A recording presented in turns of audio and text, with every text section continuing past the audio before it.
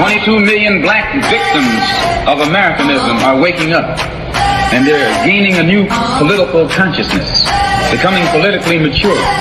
And as they develop this political maturity, they're able to see the recent trends in these political elections. Any minority that has a block of votes that stick together is in a strategic position. Either way you go, that's who gets it. You're in a position to determine who go to the White House and who stay in the doghouse. You're the one who has that power. You and I have never seen democracy. All we've seen is hypocrisy.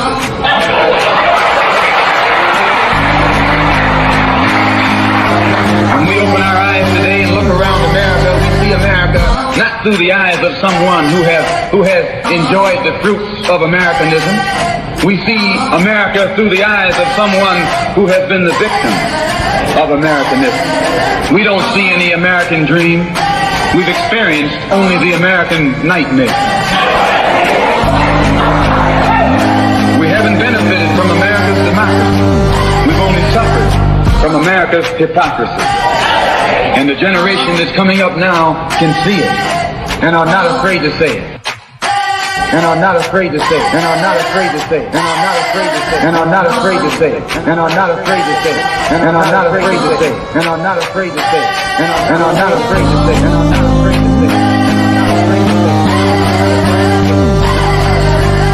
And are not afraid to say it. Welcome, welcome, welcome. You are tuned into another episode of Black Westchester Presents the People Before Politics radio show, episode 277. Yes, this is another home edition of the radio show.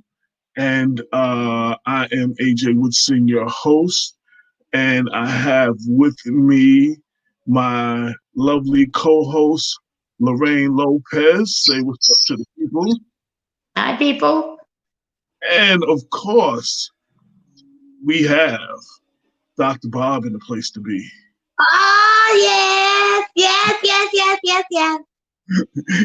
He's real. Your mic is muted. I don't hear you, Bob. I'm not here.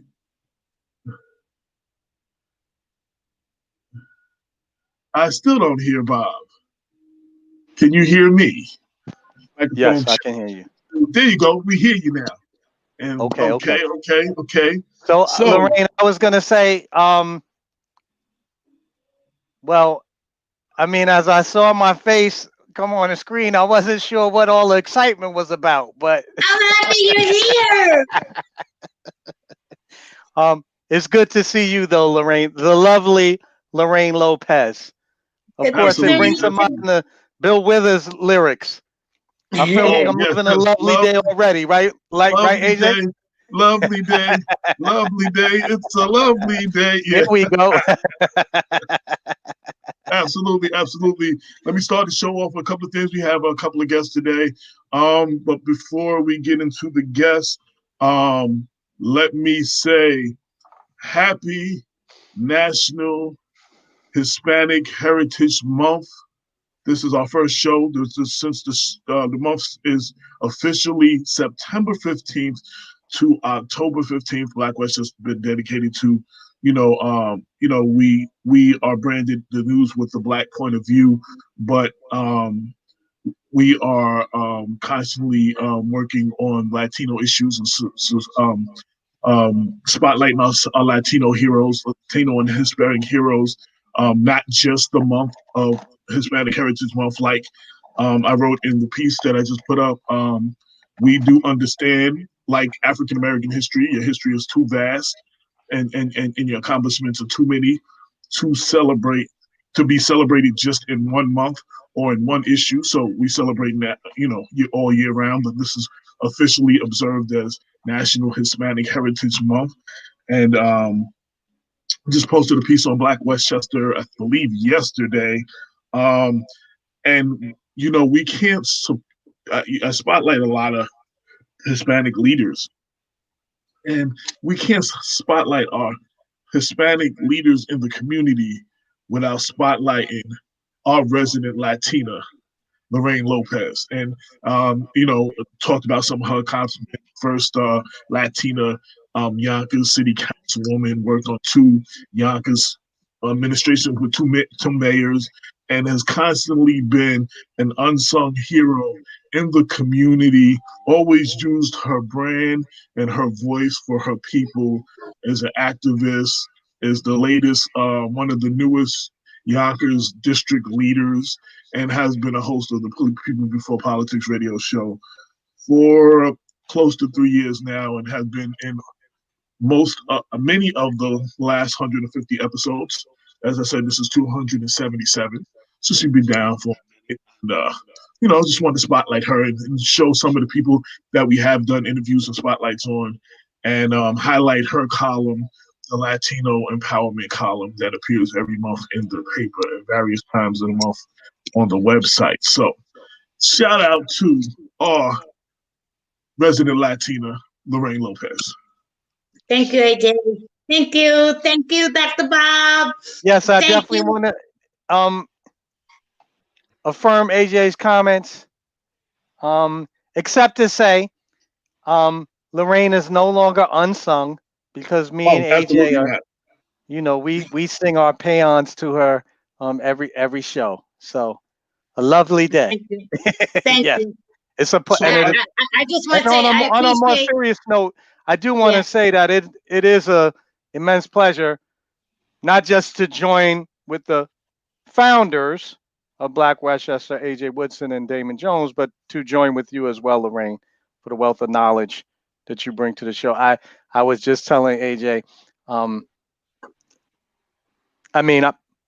I can't do what you do, Lorraine. None of us can. I can't. I don't have none of them contacts, the experience, and so it's not to be underestimated, and we do greatly appreciate it. Thank you. I appreciate you guys so much. I want to thank Black Westchester. I want to thank People Before Politics radio show for embracing me, for allowing me to come on board and asking me to be part of the team. You guys embraced me when I said I was going to come back to Yonkers and let people know that Lorraine is back. And there were some people that were hesitant, and there were some people that tried to block me from coming. And to this day, I still got haters out there, and those haters, quite frankly, they can kiss my ass because I'm not trying to look for any type of, I'm not in competition with anybody. I'm not trying to be anybody but just who I am, and a message to the Latino community, especially Latino women. Stop hating on each other. Stop hating on me. Stop hating on the other Latina women out there. Ain't nobody better than anybody. We need to come together, and we need to show solidarity, and we're missing a lot of that here, especially in Yonkers, I noticed, but there's a lot of beautiful, beautiful Latina queens in Yonkers that are leaders, and I want to honor them today and tell them to keep up what they're doing, keep up the good work, and I praise them, and I tilt my crown to them. Yeah, and thank you, AJ. Thank you, guys. No doubt. So, Bob, since as Damon realized today, shout out to Damon, he's not here. The other host and co-founder of Black Westchester, Lorraine wrote a passionate thank you to all of us. And since you're not on Facebook, as Damon discovered today and yesterday, Lorraine wrote her thank yous to us, and thank you, Dr. Robert Baskerville, for being amazing and for extending my vocabulary. I learn something new from you every time I see you, and you have become such a dear friend and brother as well. Well, since you didn't get to see that on your own, I want to make sure that I appreciate the kind words, Lorraine. Everyone, wants to be appreciated. I appreciate it. I have to say, I have to thank my mother for my vocabulary. We played Scrabble when I was a kid, and she is one of the things. But I did want to say this before we get in, because we are observing Latino History Month, I do want to say that I know I speak for AJ, Damon, Lorraine, and all the other members of the extended Black Westchester team in saying that we really do hope that our working relationship across racial and ethnic lines provides an example and a model of how we should be aligning ourselves together in this time of momentous challenge. You know, divided we fall, united we stand. None of us are quite, united we conquer. Yes. Yes. As we are minority groups in the sense that we are numerical minorities in this country, and we're not really going to be able to exercise the kind of influence we need to really reform some of the problems that continue to plague American society generally and our communities in particular, if we don't find a way to work together. And so, again, I hope that our example on the show is an invitation to all the other audience members, wherever you might be in your communities, to link up with people of good intention, good faith, no matter the racial or ethnic group, because that's the path to some sort of success. So I just wanted to say that. And I want to say, we have to. You said the path to success. Our path to success is, especially with the current leadership we have as of right now, is in learning and respecting each other's culture. I've learned a lot more. Being from Mount Vernon, we have a lot of and right on the borderline of the Bronx, we have a lot of Puerto Ricans. So I've always been, we've had a lot of experience with Puerto Ricans, and I think in Atlanta and LA is more Mexicans and stuff, but for various Hispanics. But in doing the stories and meeting the people that Lorraine has brought to the table, and interviewing certain Latino leaders like Willie Colon, salsa legend, salsa social activist. I've learned a lot about the Hispanic culture, especially when I had to do the research for the first time we celebrated Hispanic Heritage Month, the second issue of the newspaper, September 2017. We had the back of it said Latino Westchester. And I had to do a lot of research and stuff, and I got to understand it. And it's in doing that where we understand, and our school system fails us in teaching us as a people the histories of African Americans and Hispanics, for the main part, and as a whole loops from not knowing each other's culture. So, I just wanted to add that. And Bob. And wait, AJ, real quickly. Well, both of us. Okay, go ahead. Real quickly, I just want to add and a special thank you on behalf of the Hispanic community in Westchester County for reaching out to the Hispanic community and including us in your mission.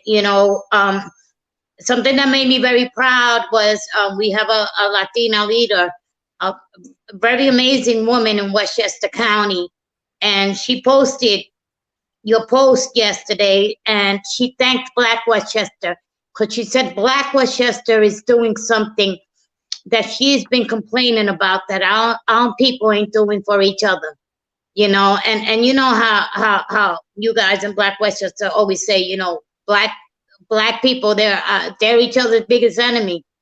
It's the same thing in our culture too, and hopefully the way you have opened doors for the Black community, you will continue to do so for the Hispanic community in Westchester County, and we're very grateful for that. Thank you. Absolutely, and that's why when we did this first issue, the second issue, when we did the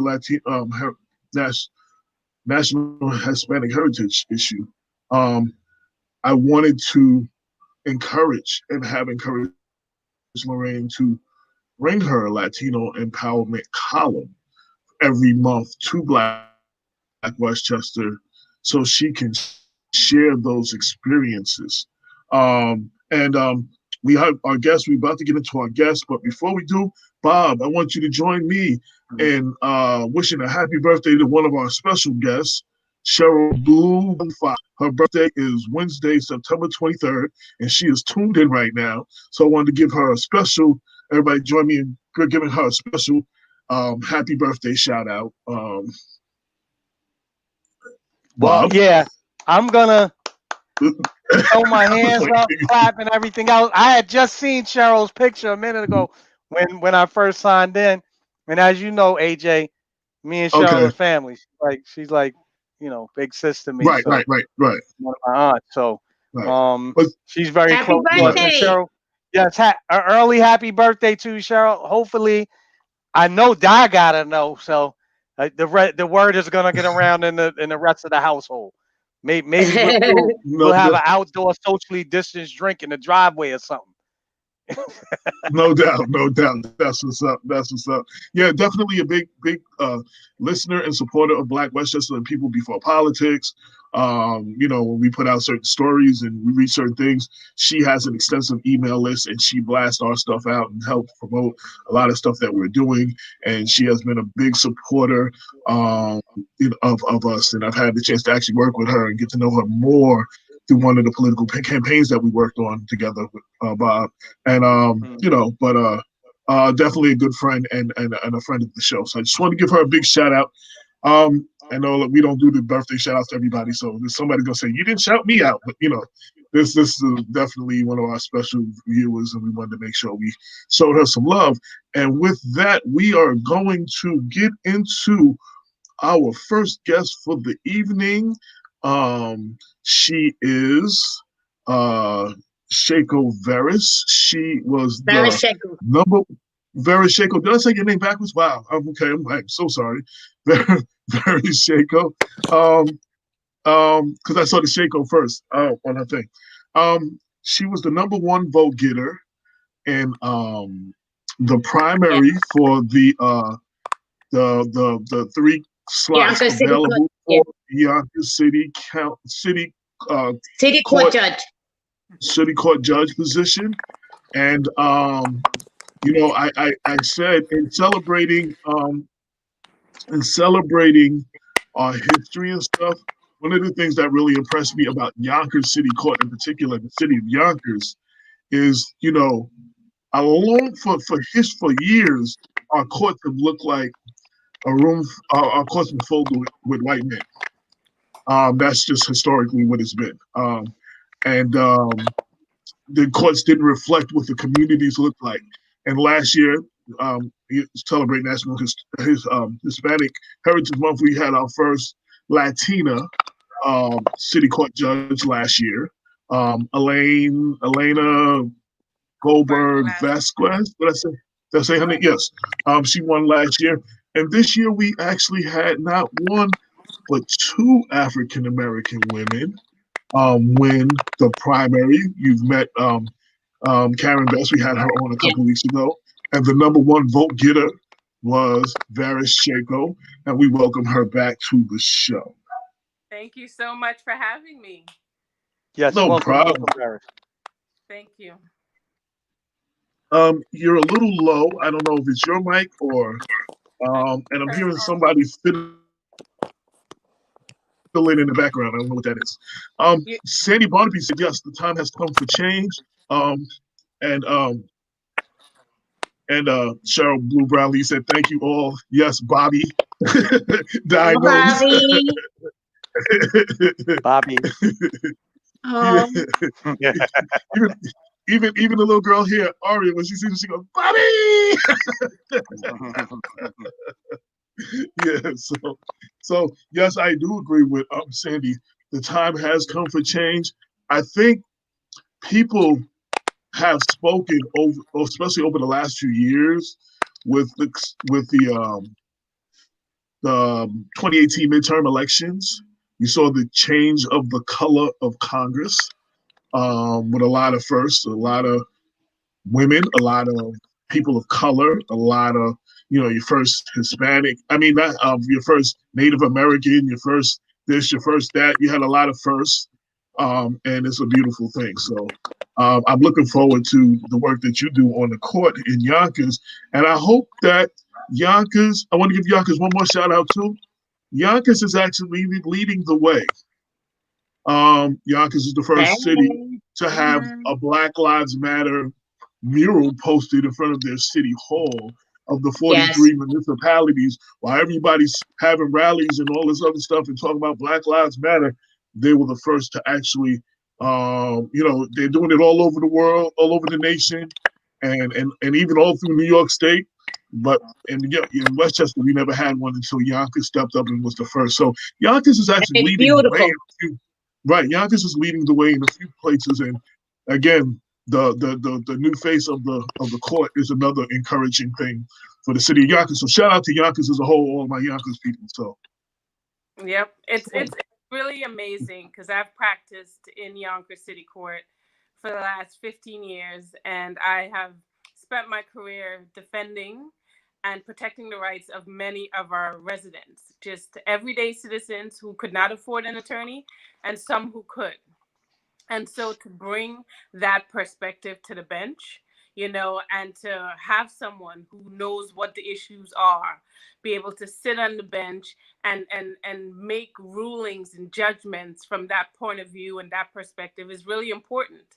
I think for far too long, it's been a lot of, political deal making. So I think it's really important. This is a big year. A lot of people came out, people who probably wouldn't bother to come out. But this year, people were excited about it. They were excited about the new candidates, and a lot was going on in the world also.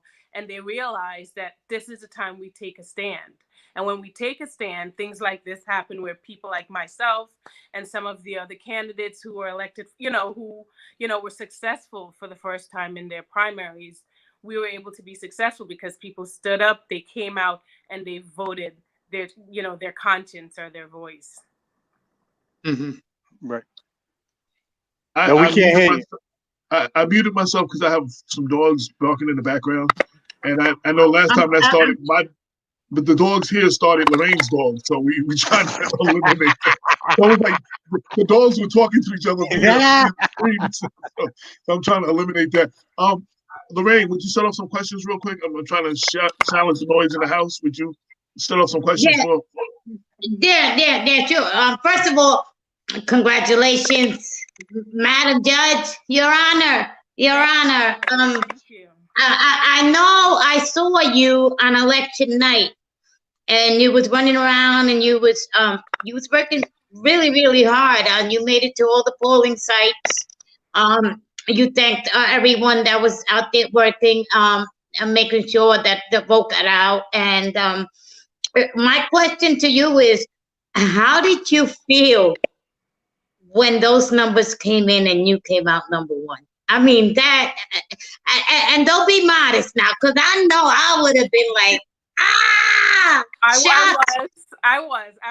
I couldn't believe it. I was really hopeful. We worked really hard. Like, we were all out there from 5:30 a.m. on election day. And we were just asking, please vote, please come out and vote. And so I was just ecstatic. I was in shock. I was in disbelief. I mean, we've never had an African-American female get this far, and that it was happening. Like, I was in complete shock, and I was just so happy. And I know that I've been really fortunate, to be able to connect with so many of our voters and have them support me. And support the work that I've been doing and support what I'm about, and that they were willing to come out. And as you remember, Lorraine, some of these lines were really long. Yeah. We had 9 polling stations that were open in June. People had to wait online for 2 hours, and I had to wait online with them sometimes, in order to get in. And it took a while, and we had to convince people to stay, that it was important. You need to voice, who you want for judge or whatever office it is, rather than have someone else vote in your place, because they may not be voting for the same people. So we made it clear that it was important, and we just asked them, please stay, please vote. And I was just really, really happy and excited and a little bit of shock, that it all worked out. And I just know how lucky and fortunate I am to have so much support and to have the support of the voters. So I just want to thank them, and also thank you, Lorraine. I remember our conversations. What you said to Yeah, me. yeah. You were exactly on point, and I called you back and recited it to you. And AJ and everyone else, you have just been supportive, allowing us to get out there, get our face out there, get our message out there. And so people can know that they have options, options who represent their point of view, who've been standing with them side by side in court, just fighting for fairness and dignity, and to be treated respectfully and given a shot at being equal when they come before the court. And so for people to see that you can be about that, but if you can't get that message out, then you can't get anywhere. That's an interesting. I'm sorry. Go ahead. No. That's an interesting perspective what you talked about, because you're going to be sitting on the bench, and the majority of the people that are going to come in front of you are going to be our brown and black folks, and you're going to, of course, you're going to follow the law, and you're going to rule as you should. But there's another level of understanding of the person that's in front of you that you're going to have.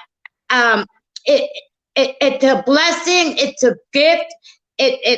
Sometimes it might not be, because you might have to rule in a situation where you got to rule. Because the law is the law, and if they broke it, they broke it, Yeah, and it's a community, Yeah. And what happens in the court impacts people who live in the community. I live here. I have kids who are here in the community, family members, and we all want to be safe. I've spoken with different people from our society, including like the mothers, who lost their children from whatever different circumstances, and they just want justice also alongside that person who is accused of a crime, and just want to be able to know that they're treated fairly and equally. Someone may be accused of a crime, but it doesn't mean that they're guilty of that crime, or that the prosecution has proven that crime, or that they're actually guilty of the crime they're charged with, and it's just getting to treating them fairly and equally as they go through that process. That to me is what I'm concerned about, and that's what I'm fighting for. That's refreshing and good to hear, Dr. Bob. Yes, so Judge-elect Shako, welcome to the show. I have to say that I bear a minuscule responsibility for your election this year. I am I'm actually a resident of Yonkers and did cast a vote for you and your yes. So I will mention, just because I want to be able to bask a little. I take it every vote counts, and yes, we all want to count. And we gotta do it again in November 3rd. We gotta do it again on November 3rd. And you don't even have to wait until November 3rd. You can. Oh no, October 24th for me. Yes. October 24th to November 1st at the Will or Riverfront Library. Saturday, Thank you for that. 12 to 5. Monday, Wednesday, Friday, 8 to 4. Tuesday, Thursday, 12 to 8. Let's do it. There you go. There you go. Right, and I should add, She's ready. I got my my early voting. Yeah, so everyone should be looking out for new communiques from the Westchester County Board of Election about procedures to follow in the event that you want to do the absentee voting, or where the locations of your polling places are, because we will have extended hours apparently, early voting in New York State. This is at least I'm only initially aware of this this year. So yeah, I wanted to ask you, Ms. Shako, I'll call you Ms. Shako because Judge-elect is still slightly premature, but in any case, Ms. Shako. So I'm curious to know, you said that you have like 10 to 15 years of experience representing people in the Yonkers City court system, of course, on the opposite side of the bench. And I was curious to know, how will that experience influence how you deal with people who appear before the court since, as Lorraine already indicated, as we all know, you're still constrained by the law. It's not like you could say, well, I'm not going to enforce the law. But I'm curious to know what kind of latitude you may have once you get on the judge on the bench to make decisions that have an impact on people case. Like what does that look like? In other words, what besides the rulings did you feel like maybe some of your clients weren't getting? Well, like I said, in representing members of our Yonkers, Westchester community for the last 15 years in this court, what I came to see consistently is that people just wanted to be treated fairly. They wanted to be given the benefit of the doubt that someone perhaps from a different zip code might get. They wanted also, and their zip code where they live. They want to be treated the same as someone from a different race, someone from a different socioeconomic background. And I think that's what I bring. I've represented members from all classes in our society and all levels in our society. And that's the one thing they wanted in common. And I think what I bring is the ability to look at someone and treat them fairly, look at their cases, know that they want someone who will review the cases, who will be fair, who will not be biased because of their background or the way they look or their socioeconomic status. And I think, you have to follow the law. When there are options for programs, you can do that. But it can't be missed, that there is a need or a want for just fairness in our courts. And, Lorraine talked about who's in the courts. That's indicative of some issues. And we can only address those issues when you have people who have represented members of our community for so many years and knows what the issues are and know at the end of the day, people aren't looking for a pass. They're looking for fairness. They're looking for equality, what we should all have. And that's what it's all about. Got you. Understood. Well, I want to say. Go ahead, Bob. I was just going to say I'm happy that you emphasize that, Ms. Shako, because I think all too often people make the assumption wrongly that when a person of color is elected to the bench, somehow or the other, there's a risk of a compromise of legal rigor. And I think we all agree that what everyone's looking for, as you said, is to be treated fairly in the system. We're not looking for judges to overlook people's wrongdoing. We just want to be treated fairly and to know that our members of our community do in fact get justice when they go before the bar. So we're really enthused at the prospect that you'll be seated soon, and I'll shut up now. I'm praying and working and praying. We understand. We're praying for you. Thank you. We had a comment from the an audience member, Justice Starks. I'm sorry. Says Shako is amazing, and she's all about the community. Please come out and support her. Thank you. That's our biggest cheerleader. Oh, okay. That's our biggest cheerleader. I'll say this. Like I said, I've practiced in this court for 15 years, and I've gotten to know a lot of people. And just really, like I said, like it shouldn't even be said, but basically just fought for this person to be treated just like that person and that person. And I not only did it in criminal court where your livelihood is on the line or your license, but also in family court where your family's on the line, protecting your family or having custody of your children or having, an order of protection to protect your family, or maybe not having one if it shouldn't be there. And really, at the end of the day, like I really enjoyed getting out there and being with the people I've represented. And it's not just one kind of people, it's all kinds of people that were out there. And to see, our residents in their community, fulfilling their lives, living out their lives was really fulfilling to me and gave me a better perspective, I think, that I would bring to the bench in terms of who's coming before me, not just what I've seen in court, but also what I've really had an opportunity to see while out on the campaign trail. one of the things that encouraged me when I first interviewed you, when I first got to know you a little bit, was that your as Bob said, your 15 years previous work in the court, it gives you an opportunity to be able to know how to navigate the court. You've been involved. You know the players. You know the people. You know what I'm saying. You know the makeup of the people that come through. You know you're very familiar with the court itself. Specifically Yonkers City Court, the court you will be sitting on, where you'll be sitting. And I think that's very important because a lot of times judges from the outside come in and you know what I'm saying? And that's nothing wrong because sometimes you need outside perspective with no allegiance to anybody.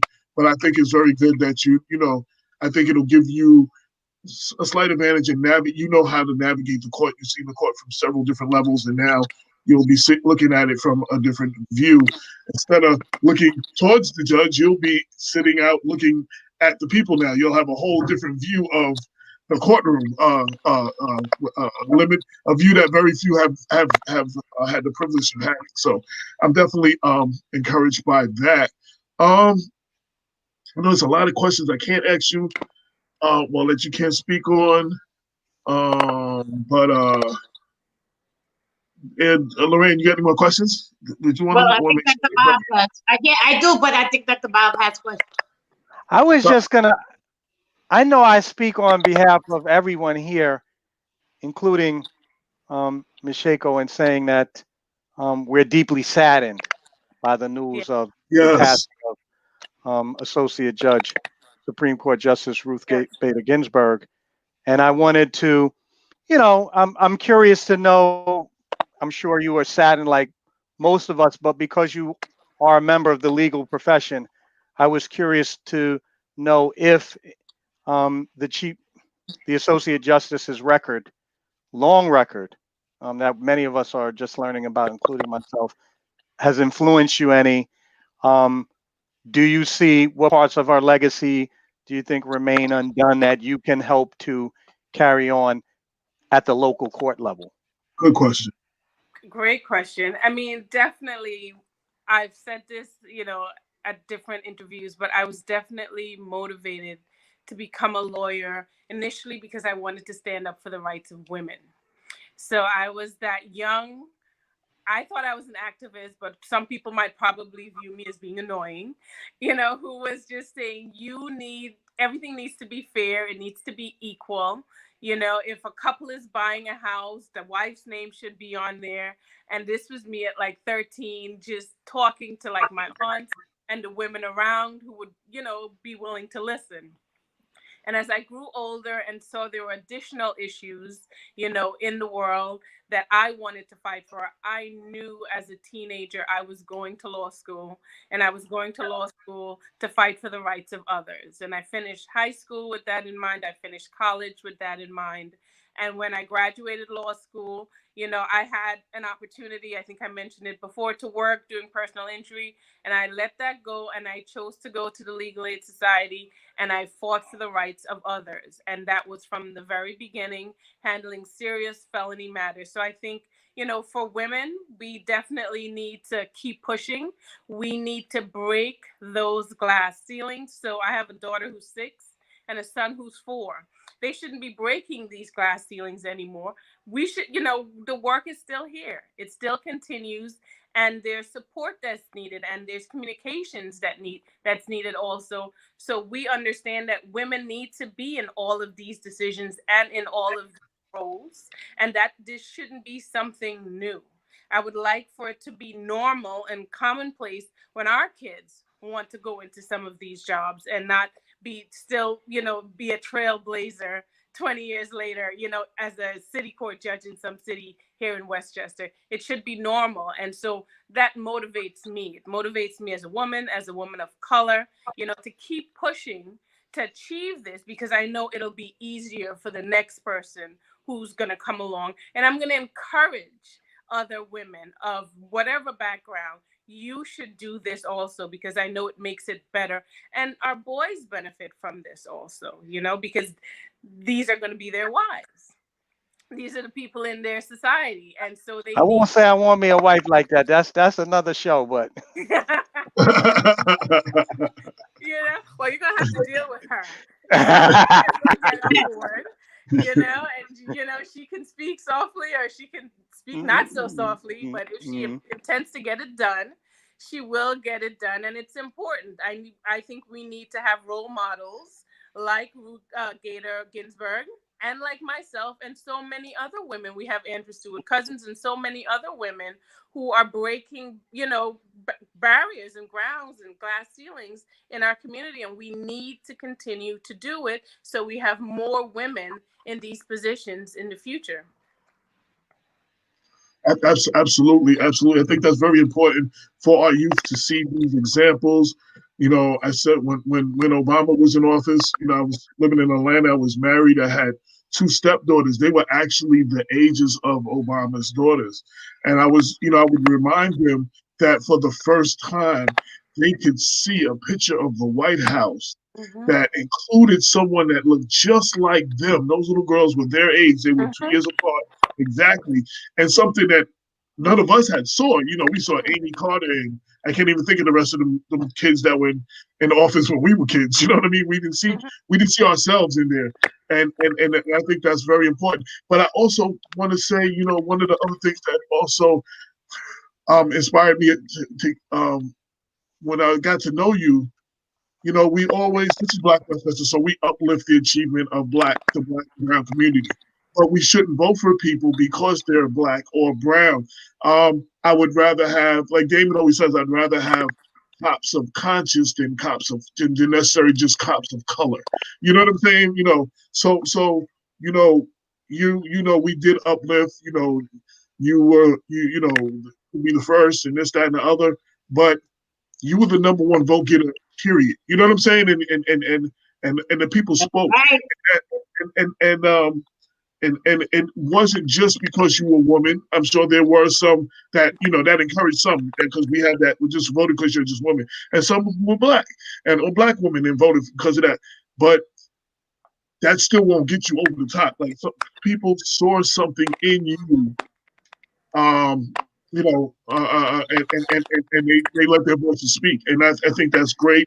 And I've got, in various interviews I've done, I got to know that you're more than just a person of color. You're more than just maybe possibly the first Black woman. You're more than just a woman. You're more, your conscience is what we need in the court, period. And that no matter what you look like, no matter what color, and you're a person of conscience. And I just wanted to uplift that. And that was one of the things that made me feel refreshed when I got to know you. Thank you. And it's what really motivates me, it's not easy work, doing this kind of work in court and so long. And I can say it's to me, it can be burdensome, because you're dealing with someone's life, or someone being incarcerated for 4 years. That's not an easy decision to make, and that you have to put the work in. So when it's you and this person in a courtroom, that you're ready and you're as prepared as you can be. Same thing for a family court, a custody or neglect. You put the work in because you know how important this is. You know how important it is in your life.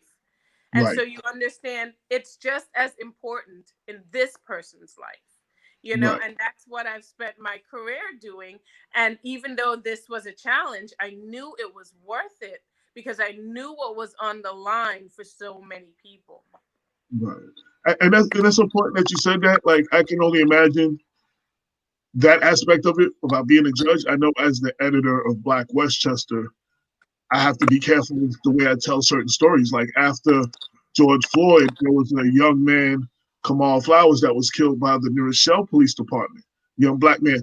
And I knew, and I had to be careful how I articulated that story to the people, because I knew I had the power to light the match to burn the city of New Rochelle down if I was to tell it a certain way.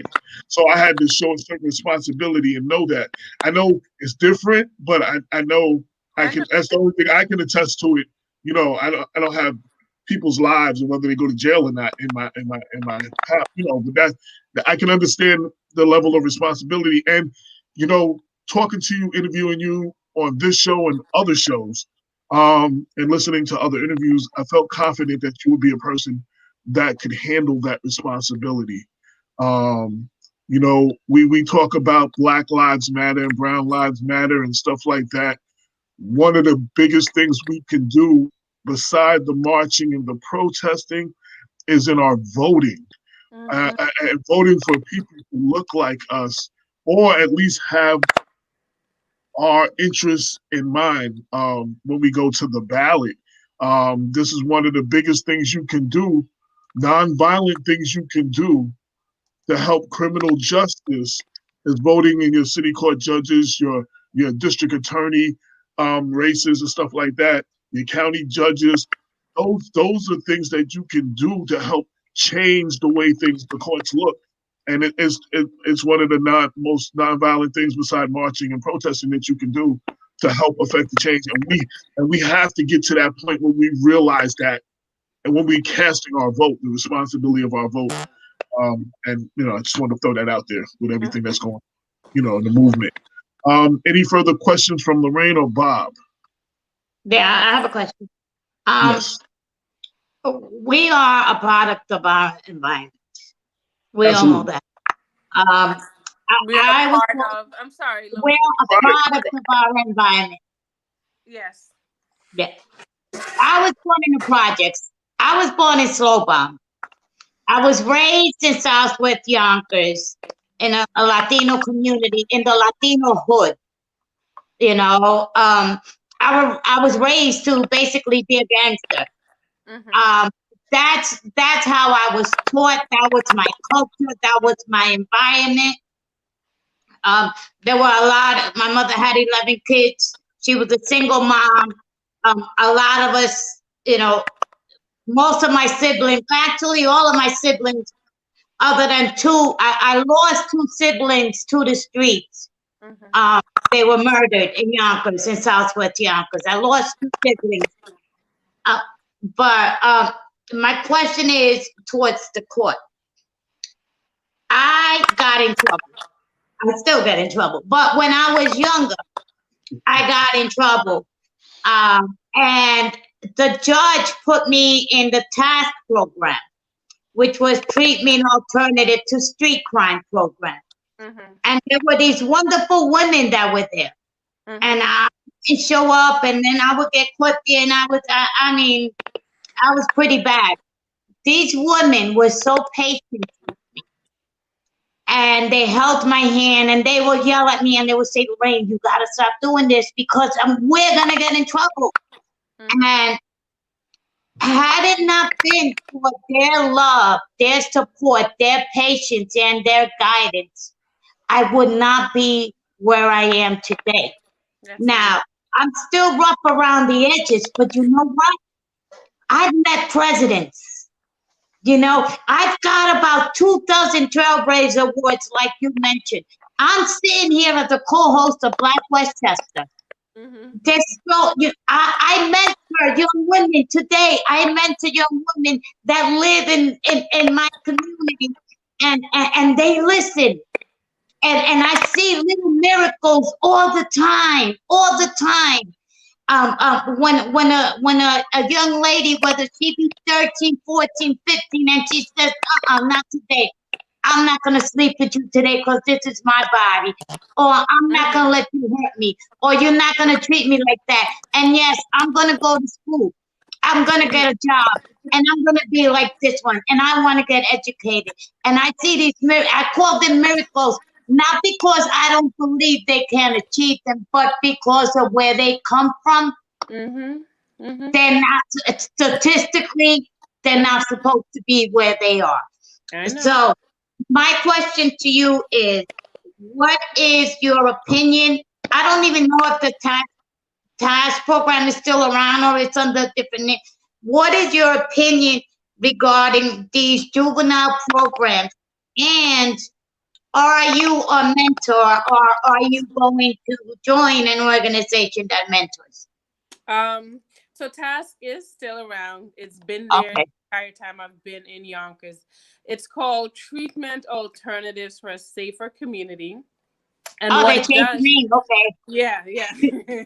They took out the street crimes, and they just say so. But I think it's really good, and it can be good, and it can be helpful in the Yeah. right cases. So you have someone who's never had a case before, they might send them there for an evaluation to see what they need, and once that person is compliant and they show they don't need help, or they go through a program and they successfully completed, then an attorney, a good attorney, would ask for maybe an ACD. So this is, once they stay out of trouble, they have no record, something like that. So it can be used to help people, and that's important if they're willing to comply. But sometimes it can be used to have people get into programs where they really don't need the programs, and if someone is working, it can tie up their schedule also. So it can take on different, impacts on a person's life.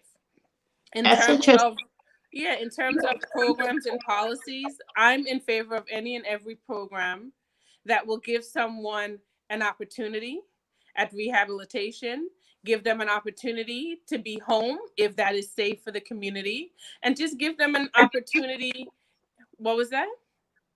No, Just, just give them an opportunity to get back on their feet. I'm in favor of all of those programs, and we have different programs that are around that are utilized by the court. And the court will do like substance abuse, they have mental health, they have domestic violence, different kinds of court programs for the different needs of the people. So I'm in favor of all of those as long as it's appropriate. We don't want to send someone with a drug case to DV or as long as it's the right program for that person. In terms of being a mentor, I've dealt with different organizations. I'm definitely open and willing to do some mentoring. I certainly encourage and push people, and I've been pushed myself. And I'm here because a lot of people have, supported me and sat me down and give me advice. I'm also not afraid to ask for help. And I think that's really important. Like I have no shame, in my cases and in my personal life. If I'm dealing with a case for the first time and I don't know what I'm doing, I'm going to research it. I'm going to talk to people who know how to do this case. And you might see me in a courtroom sitting down learning how to do it, because when I do it for my client, I want to make sure I do it right. Okay, so ask for help if you need help. That's something I believe strongly in. And I help those who are on their way, just like I was helped along. And my success is based on other people lending a hand to get me here. I'm willing to do that for others also. Beautiful. That's beautiful. Go ahead, Bob.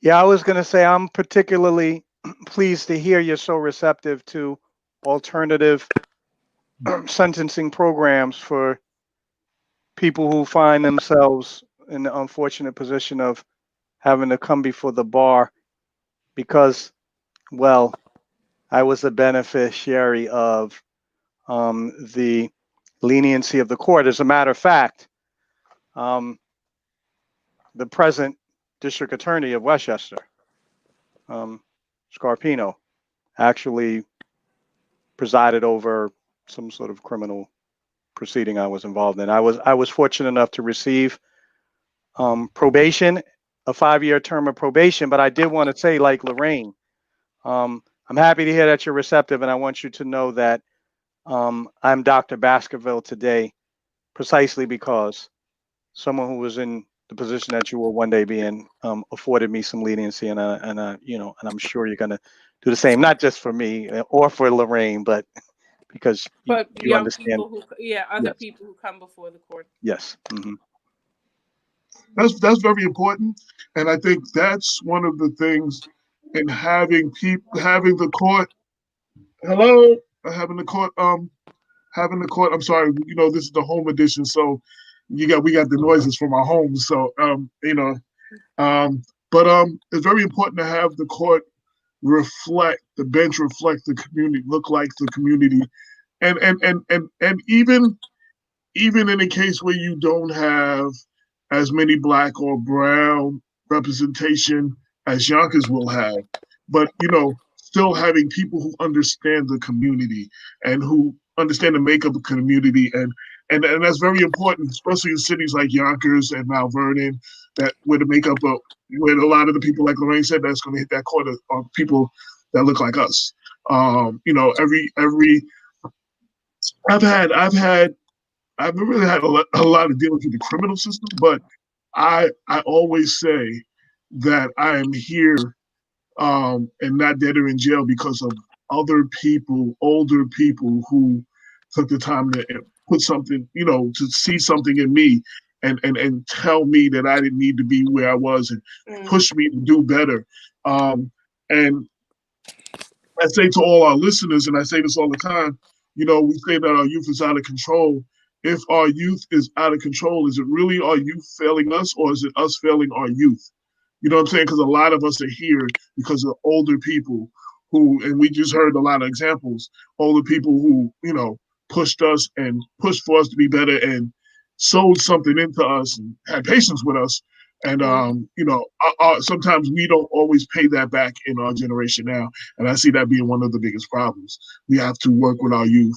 We have to, sow something into our youth. We have to give back so that we're pushing the next Dr. Bob's, the next city councilwoman of Yonkers. You know what I'm saying? The next editor or journalist. You know what I'm saying? So it's important that we do that, and I'm encouraged to hear all that. Is there anything I didn't ask you that you want people to know, other than, of course, go out and vote? Early in voting on November 3rd. That I didn't ask you because I know once you win, there will be a lot less things that I can have these kind of conversations with you because of limitations. So, is there anything that you would like to express or anything I did not ask you? Well, I'm very thankful for all the support from you and Lorraine and Black Westchester. Thank you, Dr. Bob, for your support and your wonderful words here in the interview. I am fortunate to have the support of so many of our residents so far, but the race is definitely not over.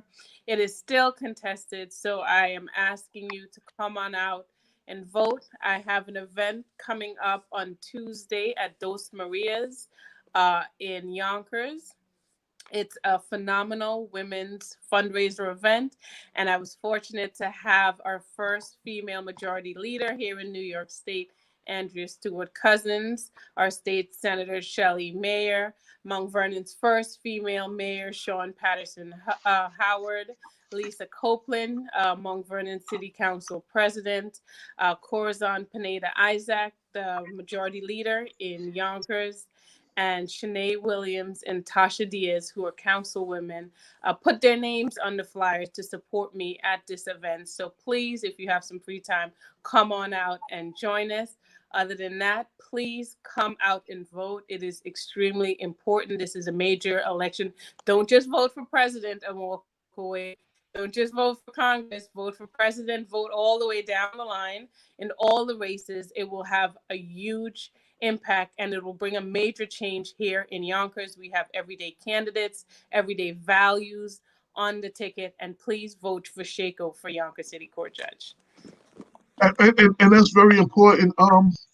You make more change. It's important to vote. It's very important to vote in this presidential election, and it's very important to vote in this congressional election. But you actually more change. You can affect more change in your local elections. They have more say on your day-to-day life, your mayors, your judges, and all that, and everything. Your district attorneys. I do want to make one correction because a lot of people, and we try to always educate people. So Sean Patterson Howard is not the first woman; she is the first woman elected.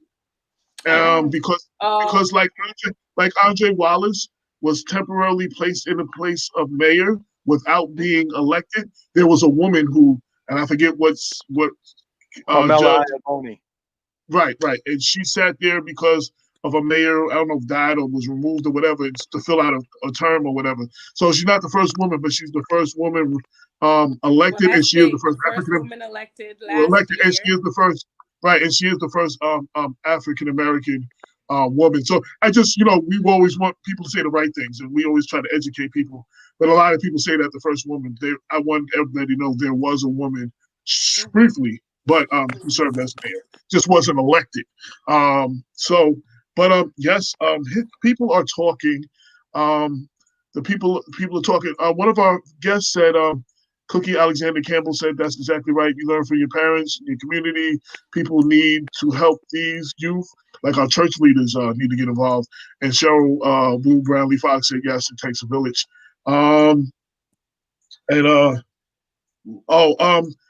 Charles Stern asked, and I never got to it. I don't know the answer to it. I don't believe so. Has anybody received their Has anybody received the absentee ballot yet? I don't think I know you can request them. I don't know if they went out yet.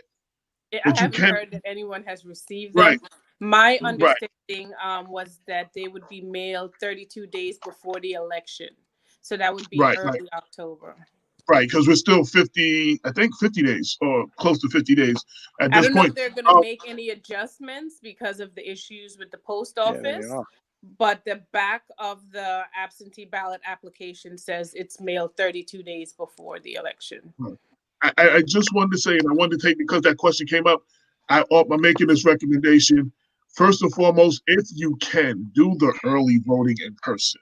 Mm-hmm. If you cannot, or go out November 3rd.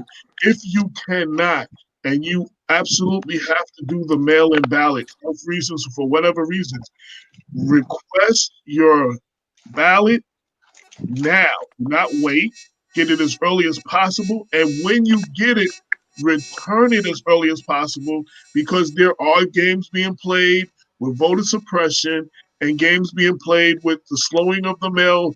I don't know what future things are going to be put in place to be a stumbling block for especially persons of colors. So get it as soon as possible, request it as soon as possible, and when you get it, send it back as soon as possible. If you do that right away, you don't have to worry about how long it's going to take to get there. You definitely will get it in on time. And you can also, you don't have to mail in the application. You can request your absentee ballot online. Right. So if you go to my website, shaco2020.com, it has the link to the Board of Elections website. You go there and you just put in, it requires your county, your last name, your first name, your date of birth, and your zip code. And you can put in your request for the absentee ballot. It's mailed to your home. And like you said, you fill it out, vote for your candidates, and mail it back right away. And lastly, for that, let me just 1 second, Lorraine. Lastly, I just want to importantly say, I know Paul Finer, is the town supervisor in Greenberg, has requested drop-off boxes to be in front of the Greenberg Town Hall. And I would ask all of you, make these requests of your elected officials, your local elected officials, that they also make these same requests, because that is a safer way of making sure your ballot gets to where it needs to get to without having to worry about the mailbox. Without having to worry about the postal service and the delays that may come if you have a drop-off location and you can just fill it out and just drop it in that location. You know what I'm saying? I think that's another thing, and we need help from our elected officials to request that. Last words, Lorraine, and then we're going to get into our next guest. Last word, it's a question for you, AJ.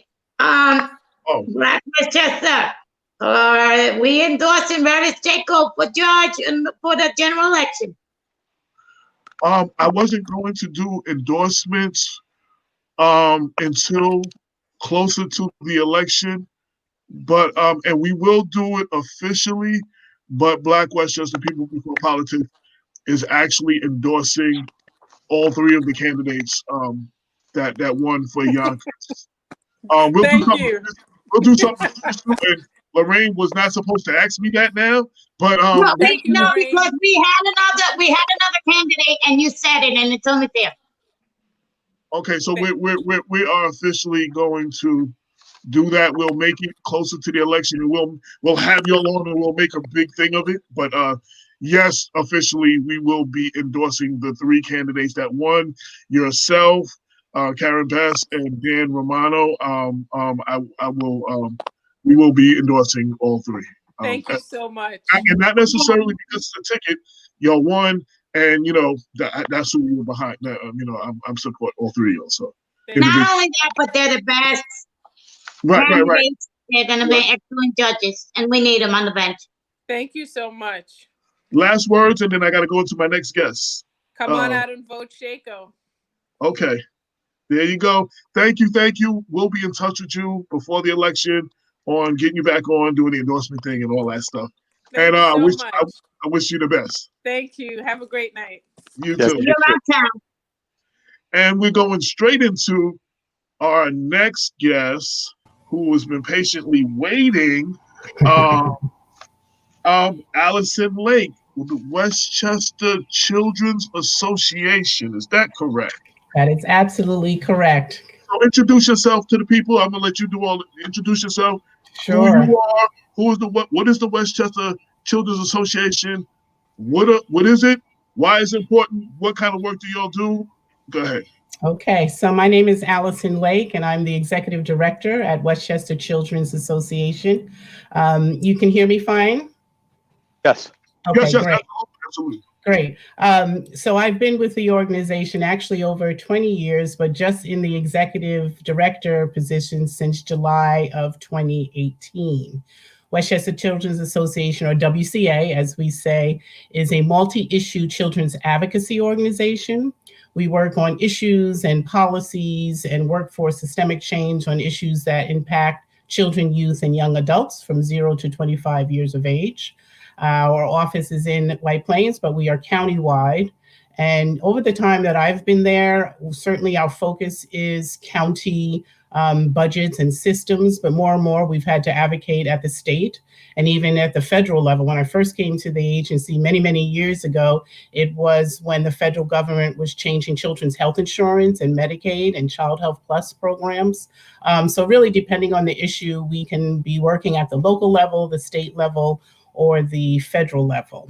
I would say that at any time, we're usually digging deep into 3 or 4 issues. Those issues for us right now, and I hope we can have some conversation about this evening, have to do with youth justice, which also involves recent legislation called Solutions Not Suspensions, and that is trying to keep kids in school and not out of school.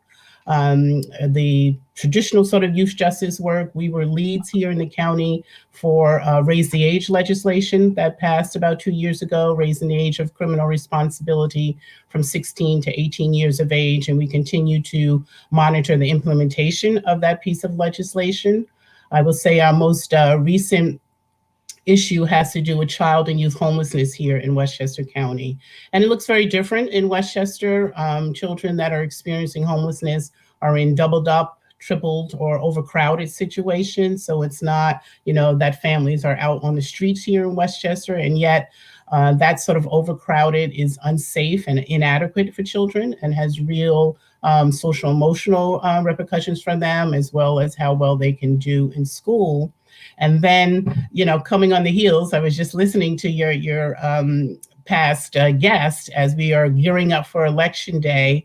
Last year, we started a project called Project 2020, which has to do with youth and civic engagement. So training young people in advocacy so they can speak for themselves on the issues that are important for themselves, and also making sure that they are aware of recent changes to New York laws that allow 16 and 17-year-olds to pre-register to vote, which is very important, so that when they turn 18, they may be, out of the county in college or something, it's already done for them. And so we continue to try to educate young people on their role, and as I said, sort of lifting up their voices. So those are some of the main issues that we are sort of working on at this time. And I like to say we're small but mighty. We're a small nonprofit, but fierce advocates who really want to see that children are kept at the top of the public agenda.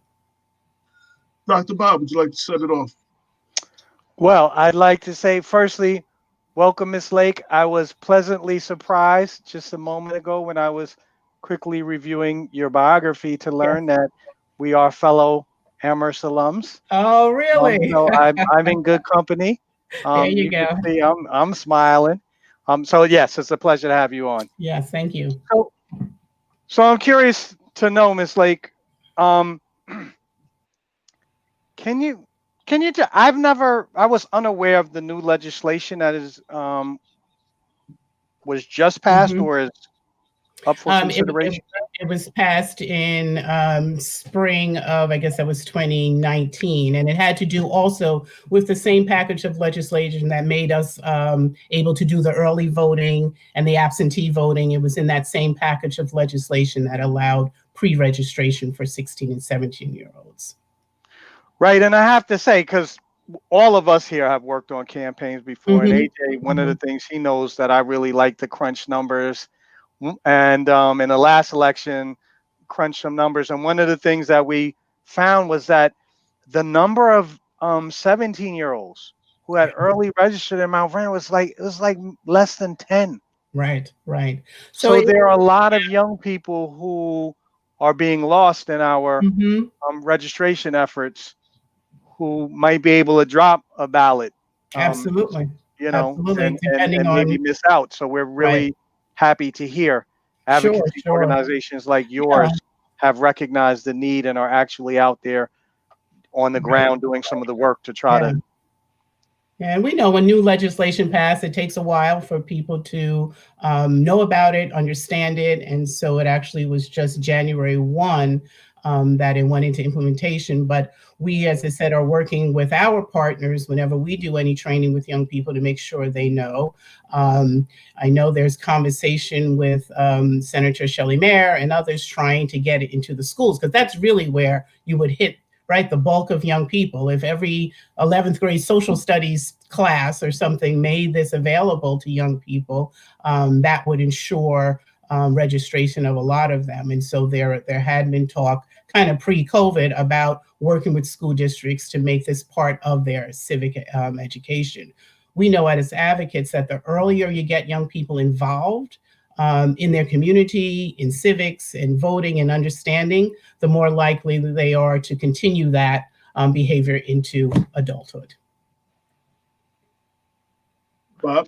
So speaking about early involvement, can you give us a little bit about your career in this field before you entered into your position as the director of the WCA? Right. Sure. So prior to WCA, and as I said, I have been here a long time, starting kind of part-time around the expansion of children's health insurance, and then into the role of deputy director and now ED in the last 2 years. But prior to that, I was involved in youth development work here in Westchester at the YWCA, as well as New York City, and nonprofits that were concerned with the African American community called Black Charities in New York. I do have an MBA as well from NYU, and for a while I was doing the sort of banking piece and was really not enjoying it. Really was not for me. It's one of those things you learn. This is what young people do. You go for things, and then you have to sort of be true to who you are. And when I had my own children, I sort of said, when I go back to work, it has to be something that I really believe in. And that's what brought me back to youth development and community work. And it's really been a lifetime of dedication, and along the way, working with so many great partners and young people themselves. Lorraine? Okay. Hi, Ms. Allison. How are you? Nice to meet you. I'm fine. Nice to meet you. Okay, so you're an independent child advocacy nonprofit. Yes. I went into the website and I took a couple of notes. You deal with youth justice and raise the age, child and youth homelessness, early childhood supports, which is home visiting that you that you encourage, youth development, JPSY kids. You also got an online fundraiser coming on October that you need to talk about before you lead to that as well. Now, I'm curious about the home visiting part. I know you guys advocate. Before I even ask about that, you guys are based on Mamaroneck Avenue in White Plains. Yes, that's correct. Is that a place where folks can go, or that's just your? Or do you have actual programs in place at the site?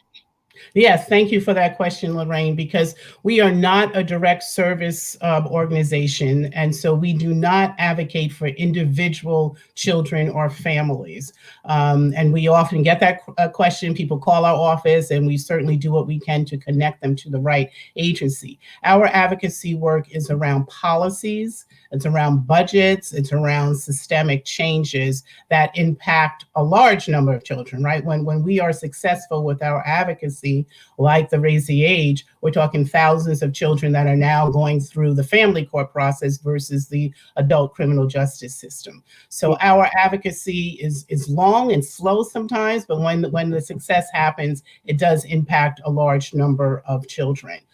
There's some pieces that we do every year, like the county budget. You mentioned the Campaign for Kids. Our agency was instrumental years ago in making sure that the county used some county tax levy dollars for youth development, right? So that we were supporting our kids really in our backyard with after school programs and job readiness programs, STEM programs. And that piece of funding has continued. It's done in an RFP process, but when it's up, we're back there. We're always trying to get more money to support youth development, because we know if we keep children engaged at the front end and involved in positive pieces, more likely they will stay that road, as opposed to the costliness of trying to recorrect down the line.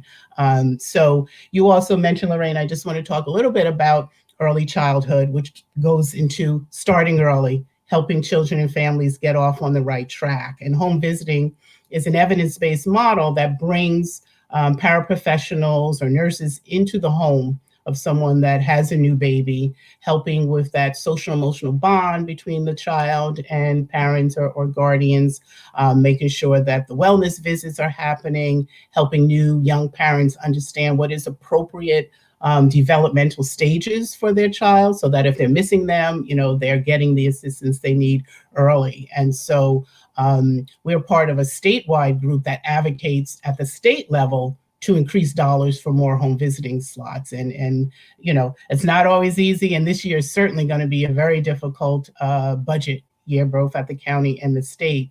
But we certainly believe in investing in kids early gives you the largest return. I know there's a program, CPS services. Mm-hmm.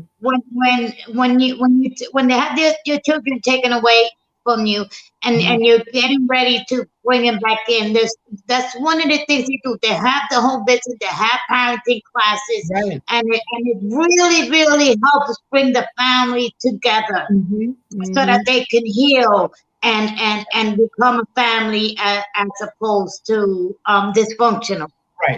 Right. Yes. The Child Welfare Department of Social Service is a county agency that we do a lot of our advocacy, making sure that there are best practices that are out there. You mentioned parent training. Years ago, everyone understood if you gave parents better training, they would be better parents for their kids. All parents really want the best for their kids. Some have better tools and resources than others.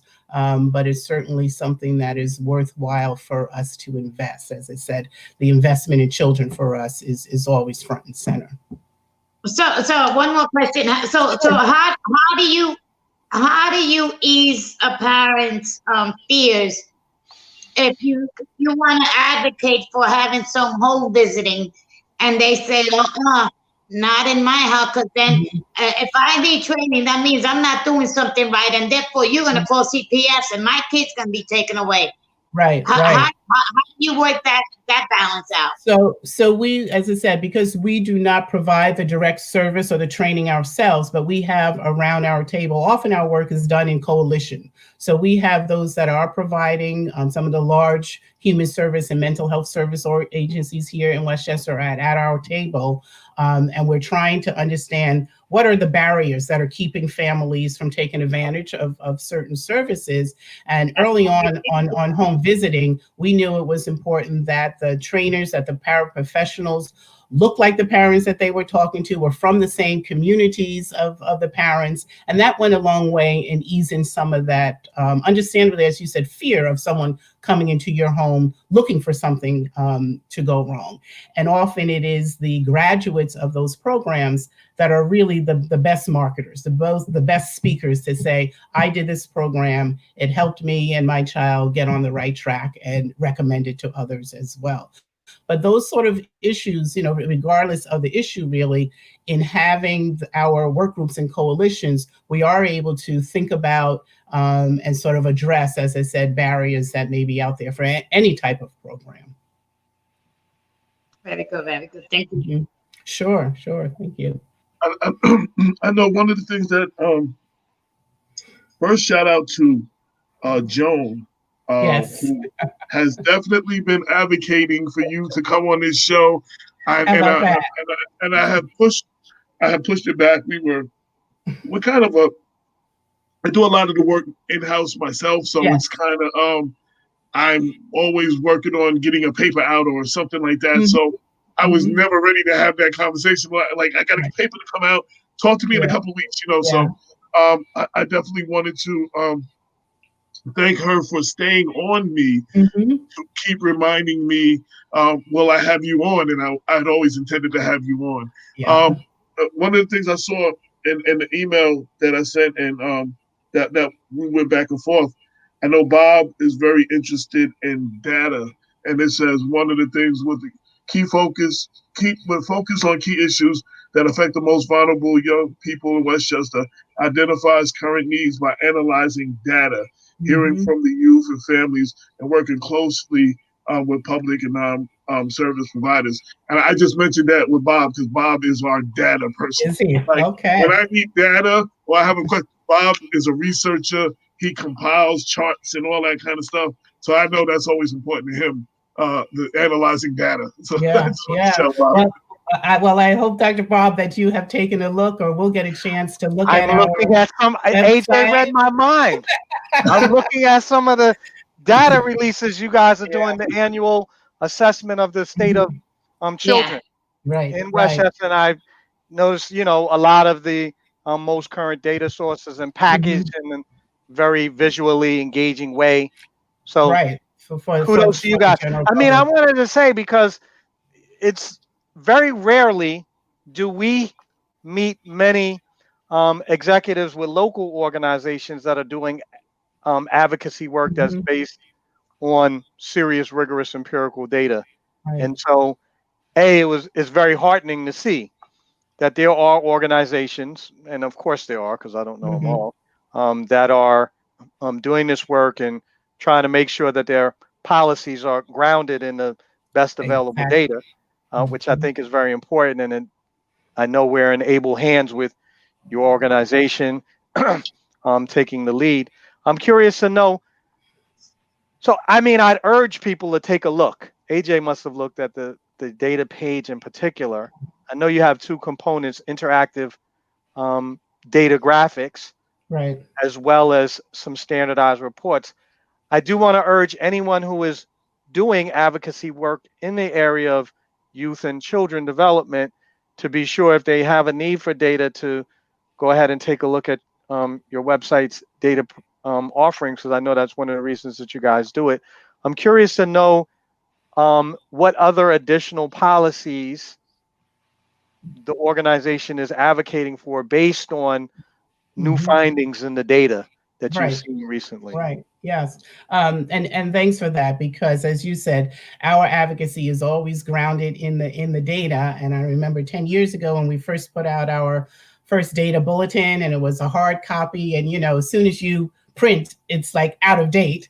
And so technology has really been a blessing in allowing us to do more online, making it readily available to laypersons who can come on and search their school district or their community. So I just want to say that we every other year. One year we do a bulletin that looks at the county, and then on the off year, we do what we call community snapshots. And last year was the first year that we were able to put together community snapshots for every school district here in Westchester. So as I said, people could go on, find their school district, and just get some baseline data of how children and families are faring in their community.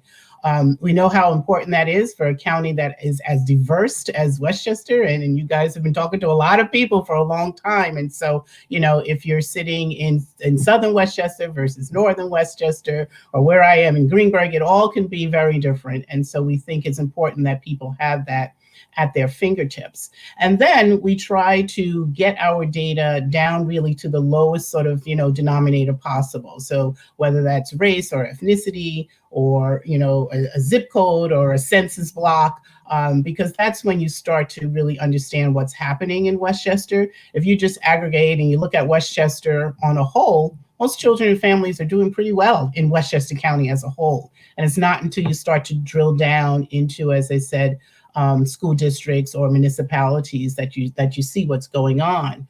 And so to your second question, in terms of what the data is showing us, and so I mentioned that child and youth homelessness is a new issue that we've released a report last summer, and are digging into the data because most people are familiar with homelessness data that comes out of HUD, right, urban development. And when you look at that data and how they capture and decide who's homeless, it's based on, one night in January where volunteers go out and they literally count people. So based on that data, it says that there are about 740 homeless children in Westchester.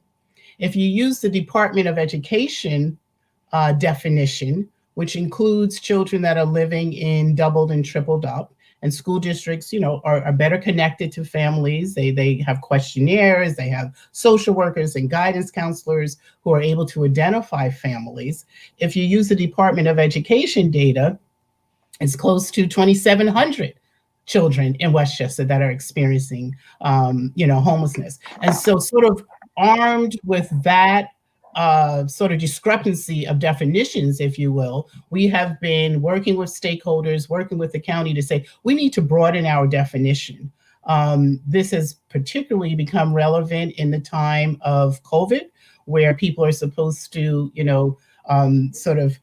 social distance in place, and children are having to remote learn. Well, how do you do that if you're in a situation where there are 2 and 3 families living in, one housing unit? So we have taken that data on the road, I like to say.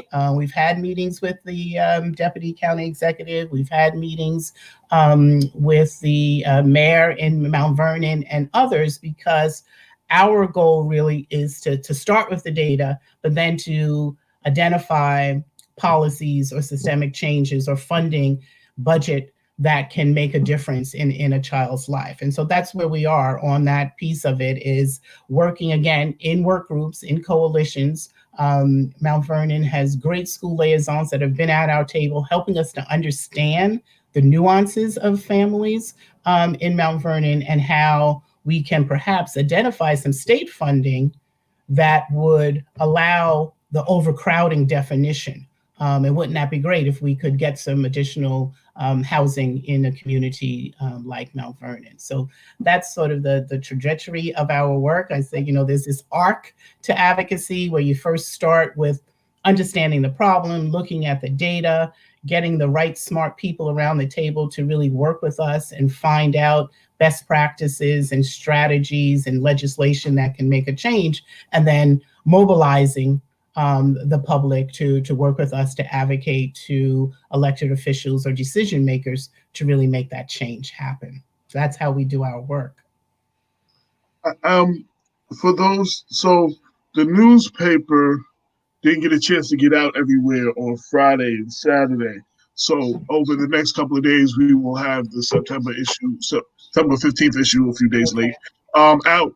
And on page 3, we posted the State of Westchester 2020 Black Children and Youth Report, which it shows there's a couple of partners, the Anti-Racism Alliance, the Children's Village, and of course, design and analysis by the Westchester Children's Association, Mhm. and it has very detailed, and I made it as a full page, almost like an ad, so everybody could just see what the work that y'all put into it and see all of it. It's on page 3, which is actually when you open the newspaper, the first page you see when you open it. That is the first thing that people will see when they open the issue. So it's definitely out. I don't always get now. You're in Rye. You're in the Rye area. No, our office is in White Plains. Okay. I will see. I have to see if we can get with you to make sure y'all get copies. Or if someone's in Mount Vernon, they can just meet me and I can give them a stack to take back to the office. But we want to make sure that everybody sees that the good work that y'all put in I really want to give a shout out to the Anti-Racist Alliance, because they approached us and really contracted with us to put that fact sheet together. And that will happen from time to time, that we will be approached by other organizations because of our skills and abilities to sort of hone in on a particular issue.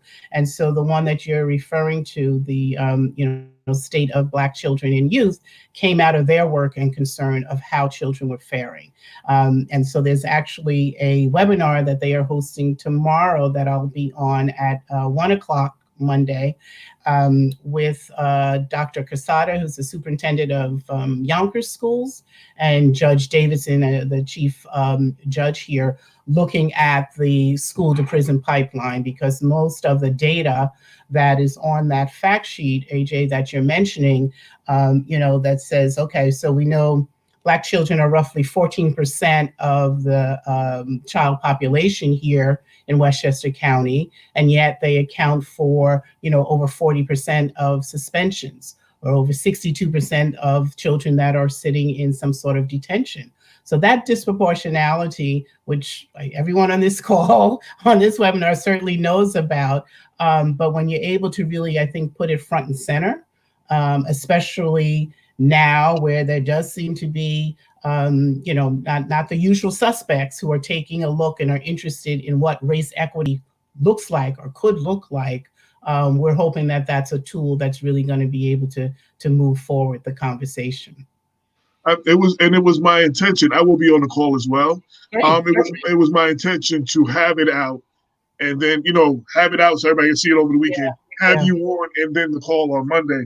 Obviously that's not going to happen. But I did share the link to the digital edition of it. So it's in the comment section now. If anybody wants to see the report we're talking about, just click on that and go to page 3, and you can get a good look at what it is that we're talking about. And then I definitely will be on the call tomorrow. You said 1 o'clock. I know I'll just check my emails. I'm glad you reminded me. I plan on being that and just checking it out. And yes, shout out to the Anti-Racism Alliance for the great work they do, and also for their support of Black Westchester. It's a lot of people that keep us going behind the scenes that you don't even know. And they made a large donation this year to Black Westchester. That was invaluable and timely. So I just always want to make sure I uplift them as well. Yeah. So is there anything I haven't asked you that you want people to know about? I guess about the work? Yeah, I should say, and maybe you can put the website in the chat as well, which is WCA, and it's the number 4 kids, KIDS.org, WCA4kids.org, because there they can certainly find the fact sheet that you've mentioned, AJ, as well as the include everybody. I'm sorry. Hello. Can you hear me? Yes. We can hear you, Lorraine. But hello. Yes, I heard you, Lorraine, and yes, we can hear you. Allison, continue. Okay. So also on the website, you would be able to find a podcast that we do called Ground Truthing. And the latest one were two young people that were involved in our Speak Up, Speak Out event over the summer in July. And that was an opportunity for young people to really share and talk about the issues that are important to them. Because again, this was summer. And so certainly race equity, police brutality were at the top of the list for young people. And so we have them on as our guests on our podcast, as I said earlier on, always trying to give young people a platform and venues so that they can speak directly to our decision makers. And we'll continue to do that through our Project 2020. There's also tools and resources. I know everyone is talking about election time. And so we have some tools under the Project 2020 headline that are resources for young people that want to get engaged, particularly as we're headed up to the national election. And then I'm going to take Lorraine up on saying that our fundraiser, we're having a virtual fundraiser on Wednesday, October 28th at 6 p.m. This was postponed from the spring as a result of COVID-19. You can register, it's free, anyone can participate. And I hope that we get some new people who maybe don't know about WCA to join us for that evening to learn a little more of what we do and participate in celebrating our honorees and in our fundraising efforts. As advocates, and that we want to remain independent. We do not take government funding so that we can remain independent and advocate at our county or our state levels. And so we really do depend on the general public to support our issues. And this is a time that I know a lot of nonprofits are hurting and struggling. And so we're really just hoping that we get a good crowd that night on October 28th and appreciate the opportunity to shout that out for everyone. Absolutely. And wait 1 second, Lorraine. I interrupted you. I'm so apologize. WCA, the number 4, kids, KIDS.com? .org. .org. Okay. Yes. Go ahead, Great. Lorraine. Sorry about Thank you. that. I'm putting that up on the screen. Go ahead. Okay, I just, the caption for the fundraiser is called Imagine a Child Yes. Growing, Succeeding, Thriving. And you're going to have 3 honorees that night. And if anybody does want to join in, where do they go to join? So they can go to our website, wca4kids.org. You'll see right in the banner, the Imagine a Child, as you said, heading. And if you click on that, you'll be able to register. As I said, we are requesting registration, but it's free of charge and anyone can participate in the evening. And we hope many people do participate and join us that evening. Go ahead, Bob. Yeah, I just wanted to add, on the show, we have really tried to highlight the importance of people financially supporting community-based organizations. I know we've talked about it in the past with respect to our newspapers, and I just wanted to mention it because I'm in the process of renewing some of my memberships, including my $10 a month membership to PBS. And I see that you guys also have tiered membership programs that will allow people to make an affordable contribution, because many of us are hard pressed. Right, absolutely. We understand that, but that doesn't in any way diminish the need that our communities have. And so I want to extend an invitation to everyone on behalf of WCA to go through and take a look at the range of kind of donations that you can make, because for many of us, $10 a month is something within budget. And Yes. you'd be surprised if we can get more people to give the small amounts. Not everyone is going to be a Jeff Bezos type philanthropist. All right. But you could be a Robert Baskerville philanthropist. That is true. No donation, it is too small. And thank you for mentioning our monthly giving that allows people, as you said, to contribute monthly on a nominal rate and be a champion for children. That's what we call it. And that's what it's about, for people to contribute and to participate as they can. The other piece, certainly is a fundraising, but on our website, you'll see that you can join and sign up so that you get our alerts, you get our advocacy, because the end part of our work is the mobilizing that has to happen. We need to have groundswells of issues that we are saying is important for our elected officials or decision makers to take. And they listen when you have, groups of people all sort of saying the same thing. And so we certainly appreciate people supporting us that way as well.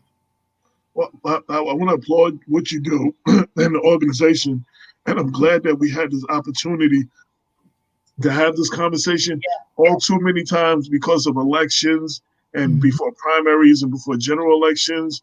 I have to get the candidates out there and everything.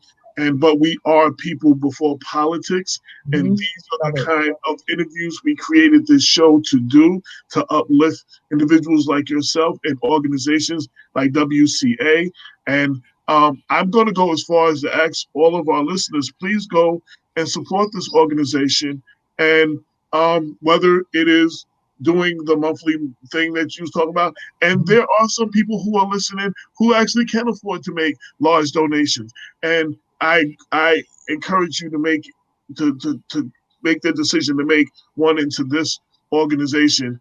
We have to support our organization.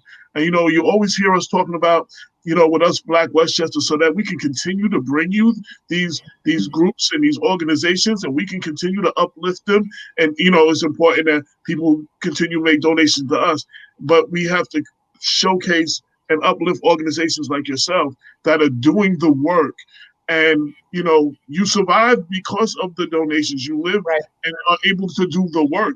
And with more donations, you can continue to do the work, and you can continue to do bigger work and put out research and reports like the one that's in the paper right now that should be hitting the streets Monday, Tuesday, Wednesday, and throughout the week.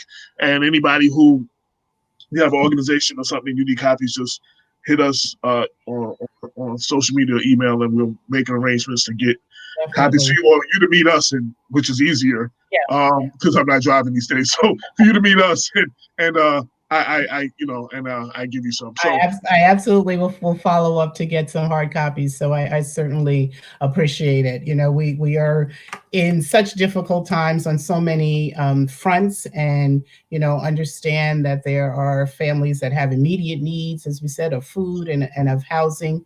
But I just say to your listeners to not forget the advocacy, because the racial unrest that we saw, and people are saying, well, we need systemic change. Well, to get systemic change, you have to advocate for that. And so while it is important that people support direct service organizations that are doing the food deliveries and things now in this hard time, also, if it is possible to, as I said, to fund advocacy, because then we have longer term changes on a larger level. And I think Bob always talks about organization, and we have this movement, this after George Floyd movement, which and we talk about Black and Brown lives mattering. If they matter for the people who say that, you have to support organizations like this. These are things that everybody's not go out and march and stand out and yell and scream and do all that. Everybody's not built that way, and everybody's like, that's not me. But these are things that you can do to make substantial changes and help fight systemic racism. You know what I'm saying? Supporting organizations like this. And I think it's very important and very timely. My mother always said, she passed a couple years ago, my mother always said, there's a lot of times we try to do things and we don't get to them, but timing, God has a plan, a perfect, this is the time for this interview, actually. You know what I'm saying? It just worked out that way, that this is perfect timing for the time we're in, the political season, the protest, the movement, and I want you and all the work you do. Any last questions from the panel, from the host, or any last comments from Allison? Any questions? I've appreciated the conversation. And let's but Miss, I want to say something. You're going to be speaking to Dr. Casada. Yes. Dr. Casada said that 80 to 90% of the children were tuning in to virtual learning. Your statistic and your data, what you put out, says 25% of the children do not have equipment. Right. You got to answer to that. Yes. No, that is certainly something that has come to the forefront. And I've, feel fortunate that our agency was nimble enough to sort of move to that once we went into, remote learning there in March. But you're absolutely right, Lorraine, in terms of families and children that don't have the technology, or if they have the technology, don't have the Wi-Fi bandwidth. And for young children, an adult or a guardian to support them to that. A first, second grader is not going to, tune in at 11:30 and put up the right app and do all of this without some sort of support. And yet families also need to, adults are working themselves. And so it's a real struggle for some families. We did a survey back in May, and we had over 900 parents and families talk about just what you're saying, how difficult it is, even if they had the equipment, that social and emotional drain that families are experiencing. And so that is another issue. I didn't mention it earlier, but we do have a group of stakeholders that are trying to make sure that we do get the technology in the hands. And then even when they have the technology, that families have the support to do this, because unfortunately, I don't think remote learning is going away anytime soon. It's going to be around in some form or another. And so I'm sure Dr. Quesada will talk about that some. Good. Yeah. Thank you. Well, thank you. Again, I wanted to put the link up, WCA4kids.org. I encourage everybody, please go, whether it's after watching the show or seeing the video later, support this organization. And Allison, now that we finally had you on, yes, I hope that you utilize us to get information out. And this is not the last time you're on the show. If you have issues that need to be addressed or things that you need to speak on specifically, just hit me. We definitely get you in there. Definitely want to continue a relationship with y'all and what y'all do. And I'm glad that I have actually had a chance to finally. This is how I get to know people. Usually it's in the studio. Right. Now it's like this. By interviewing people, this is actually how I get to know many of the people I know. And I'm definitely pleased with the work that you do. And I definitely was familiar with the organization. And then the places I run, the groups I run with, anti-racism and several other, WCA is always within that that network. So I appreciate it.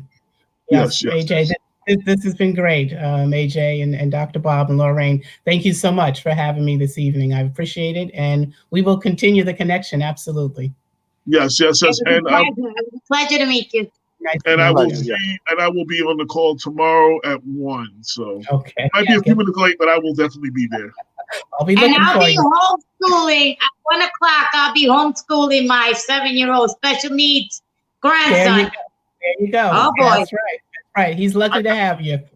I did want to say one thing, and I just addressing the challenges that you said. So I'm in a household of 8. Yeah, so one is a teacher who has to teach, who has to do the remote learning. Teach the class, who has a young kid who has to be taught. So that dynamic already exists. Then we got a high school student.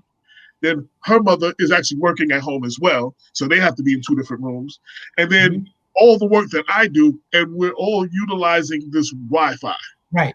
You know what I'm saying? With just the challenges. And then there's a few times, you heard dogs barking and noise in the background and all that. Like that can be difficult.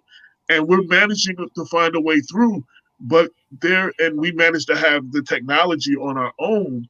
But everyone doesn't have that. Right. And there are households that look like mine that don't have because even in a household like mine where we have a lot of the equipment, we still don't have a tablet or whatever for the young girl whose mother is a teacher. Yes.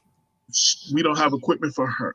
You understand what I'm saying? So I can speak from it personally, the difficulties that, some people, and we're in somewhat of a better position than some people are in. There's a lot of people that don't have anything. They don't have access to Wi-Fi. The libraries have been closed. Right. Yeah. You can't even utilize that. And, some of them already had the mobile hotspots that they were allowing you to sign out, but some people don't have access to that. And we have to do something better. We have to all do something to make this situation better, to help navigate through this situation, because we are all navigating through a new normal. And there's a lot of people, and we also, with the remote learning, also we also have to help our elders who are not familiar with this technology as well. Sure. So sometimes you might have a kid living with a grandmother, and that's the grandmother that has to help. Right. And the grandmother does not know much about the technology. We need a grandparent support group. That's a good idea. We need that. Yeah, yes. And there has been talk about, as you said, so it's supporting the family. Not that the child, certainly the child is, the focal point, but the child needs the equipment, the Wi-Fi, and adults around that can support them and have the resources that they need. And so that is going to sort of have more of our attention as we move forward, as they said, with others in this work group to help kids throughout Westchester make sure they get what they need, because it's not going away. This is, as you said, AJ, sort of a new normal that we find ourselves in. So I would say stay tuned for that. We're kind of building that agenda. And so you'll hear more from WCA on the remote learning as well. Oh, and on top of all the things I mentioned, and then we have a healthcare worker in the house. So the challenges of that. So you add that on top of everything. Like we have a little bit of everything in this house. But so I thank you for being on. Let's keep in touch offline, and let's make this a regular thing when you come back on, and we find other ways where we can work and support each other. That sounds great. Thank you so much. No doubt. It's a pleasure. Have a blessed day. Have a good evening. Thank you. Oops. I see that. I think I finished letting her speak. That was Allison Lake of the Westchester Children's Association. I put the link up before. We need to support that. This is the link right here. We need to support that. Dr. Bob, shout out to Alex Harrison. He said, "Greetings, people." He said, "Evening, Dr. Bob." He said, "Evening, Professor," and wanted to know how the semester is going and what class are you teaching? Well, so good evening, Brother Harrison. The semester's going all right, like many full-time educators. There are real challenges in trying to provide online instruction. It's just not as engaging for any of us, to be honest. I am fortunate because I teach college, so the students, they can concentrate and stuff in a way. Not so true for primary school kids. As far as I'm teaching 3 intro classes, and then I'm teaching a social movements class at Lehman. Okay. So that's, I'm going to respond to your message, Alex, directly through Facebook. I couldn't figure out how to do it on this platform. It's the Facebook messages that show up every now and then. Some of them show up, but it's the Facebook message on Facebook. But also, and then I want to mention Lorraine. Also, Dr. Bob. So Bovell's lawyer, I believe Joseph Murray, is familiar with you from teaching in Queens. Oh, really? Yeah. Yeah, and I think I have to follow up on that conversation and share it with you. I think he was either in one of your sociology classes, or he's familiar with your work and had great things to say and wanted me to share that with you. He told me last week, and I'm just remembering now. But I will share that information with you offline and then connect the two of y'all. Lorraine, I would like you to speak on, and you can speak from a position of the difficulties of homeschooling, and that you've had to navigate through some stuff and some of the challenges that you can share on a personal level that you've gone through. All right, I wanted to speak on something else before we got through, and I really homeschooling. Okay, let me just give you 3 things. One, I spent 2 days trying to get them to fix an issue with my grandson logging in. and spent 4 hours at the library waiting on a technician to fix it and tell me what the problem is. And I got a $65 ticket that nobody's going to pay for. And the problem was not fixed. Two, he was supposed to get one-on-one classes, so he spent like about a week and a half without the one-on-one classes that he needs because of his disability. Three, I sat there and listened for about 20 minutes while the principal and my son's teacher discussed my son, my grandson's personal educational stuff on live because they forgot to unmute the button. And they forgot to mute the button. Yeah. They forgot to mute the button. So I was very upset because I just feel like my grandson's personal privacy was violated. And those were the issues that I've had. But I must say that the positives that I've encountered far surpass these, as bad as they may seem, and I just wanted to throw them out just to get them out the way, because what I want to say is the superintendent's office has been very receptive. The principal's office has been very receptive.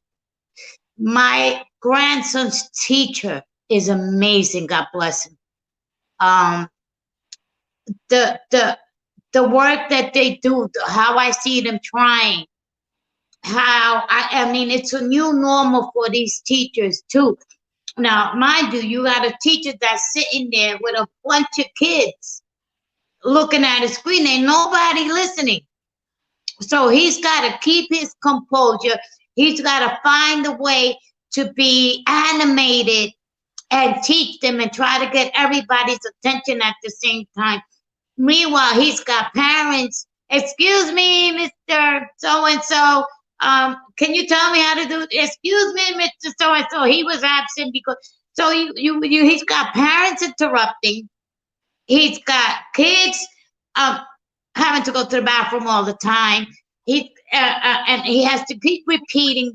Not only that, but he has to constantly guide these kids and their parents.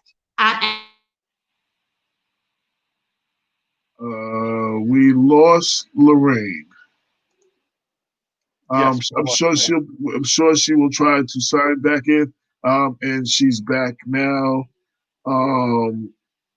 She should be. There we go. You're back. Welcome back. Yeah. Continue. Barely. Yeah. Continue. Barely. Yeah. Continue. Would you like to continue? Can you hear me, Lorraine? No, can you hear me? I'm not hearing you say anything. I just want to make sure. Can you hear us? Let me leave and come back. Okay. Go ahead, Bob. I know we only got a few minutes left, AJ, and I wanted, you usually ask us to share an important story. Yes, please. One important story from this week that I did want to share, that I'm sure some of our audience members are aware of, is the report that was recently issued by the New York State Comptroller Tom DiNapoli's office. Okay. Reviewing Mount Vernon's finances and the state of financial reporting in the city government of Mount Vernon. It will come to no surprises to our any of our audience members that there was wide criticism to go around all of the branches of the Mount Vernon city government, including the comptroller's office. So I hope that us as residents, as citizens, as well as our elected officials are studying the document very carefully and seeing what they can do to try to implement the recommendations as soon as possible so that we can get the city on a firmer financial footing. If anyone wants to, LOHUD did an article on it too, AJ. Absolutely. Send me the article. I'll share it in the links. I'll share it when I wrote the story. I actually, so Lorraine was telling about some of the pros and the cons, and hopefully we're able to get some of the other parents on, some other parents we can have a show on just this whole virtual learning situation. See, this is an issue right here. The Wi-Fi goes in and out during class. Right. And that's why that's exactly why I wanted to show this, and I want to speak on it, and then have the parents speak on it. I know from having a teacher in the house and doing exactly what Lorraine is saying, having to try to find different ways to be animated and be fun, and then I seen they showed these two women, I believe it was in Chicago. They did like a little rap video for their kids, and they could actually spin a little bit too. I was impressed, and it was in the style that the kids are listening to now, Bob. And you know what I'm saying? So it was just like the two, if you had your teacher be like, yo, and it was like, yo, you gonna come to my class, you gonna do this, and it was real fun, and the kids loved it. You know what I'm saying? But the teachers are having fun. I just wanted to say real quick, I want us to continue what they're talking about, a second wave being maybe worse than the first and all of that stuff. Continue to pray for our healthcare workers. Again, I have one in this house, and I deal with several. But as you heard some of today, the difficulties with these this virtual learning. Let's pray for our teachers and those who are involved in the virtual learning, and for the people at home, the parents or whoever it is at home, they got to the whole virtual learning process, everybody involved. Let's pray for them as well. And I know, Lorraine, you wanted to give I believe a shout out or something. Yeah, I do. We got a new county chair for the Democratic Party, Democratic County Committee. And we had him here last week, and Suzanne Berger won, and congratulations to her. Yes. But being that it's Hispanic Heritage Month, I want to give a shout out, a very special shout out to the Westchester the Hispanic Democrats of Westchester. Hispanic Democrats of Westchester is run by Robert McCall and Samara Foncella. Now, Robin McCall I've known for a really long time. I've got a lot of respect for her. I admire her. And I just think she's a wonderful person. She's a fantastic, fantastic leader. Because, I wanted to mention them by name real quick. There's only 4 of them. Samara Foncella, who's the vice chair, who's the co-chair of the Westchester Hispanic Democrats, is now the vice chair of the Westchester County Committee. Jonathan Camposano, a friend of Black Westchester, is the secretary for the Hispanic Democrats of Westchester. Is now a vice chair of the Westchester County Committee. Diana Toledo is a member of the executive committee of the Westchester Hispanic Dems, is now a vice chair of the county committee. Victor Avendaño is also in the executive committee of the Westchester Hispanic Democrats, is now a vice chair. Diana Toledo is a member of the executive committee. I said that wrong. She is now existing secretary to the Westchester County Committee. Robin McCall managed after all these years, and she's done a wonderful job, but the fruits of her labor are right there. You see them. They got a bunch of people in there in the Westchester County Committee, and I am so proud of them. I am so proud of the Latino community because we needed that representation. We also just one more shout out, Javon Richards, African-American young man. He's the executive vice president of the New York State Young Democrats. He's also a member of the Westchester Young Democrats, is now executive director of the Westchester County Committee. I want to shout out to all of them. That's what shout outs. Absolutely. And I thank you for doing that. again, I'm going to be counting on Lorraine, and I'm going to be doing a lot more of it. We're going to be trying to continue to spotlight and highlight, the celebration of National Hispanic Heritage Month, celebrating Hispanics and Latinos. I appreciate Lorraine for that. Also, look out for the issue of the paper coming this week. Lorraine has a 2-page spread on the Latino empowerment with some interviews and some spotlights and dealing with some issues. And I think you're going to do something on the website. If you're going to put that right down, kind of do a roll call and put it so we can have it on the website of the Hispanics that are in the Westchester Democratic Committee now. That would be great. If you want to, I appreciate everybody. Bob, any last words? Was there any last words from you? No. That's it for me, AJ. Okay. It just, as Damon said, not being in the studio. Shout out to InTheMixRadio.com. Shout out to DJ Cruz. Yes.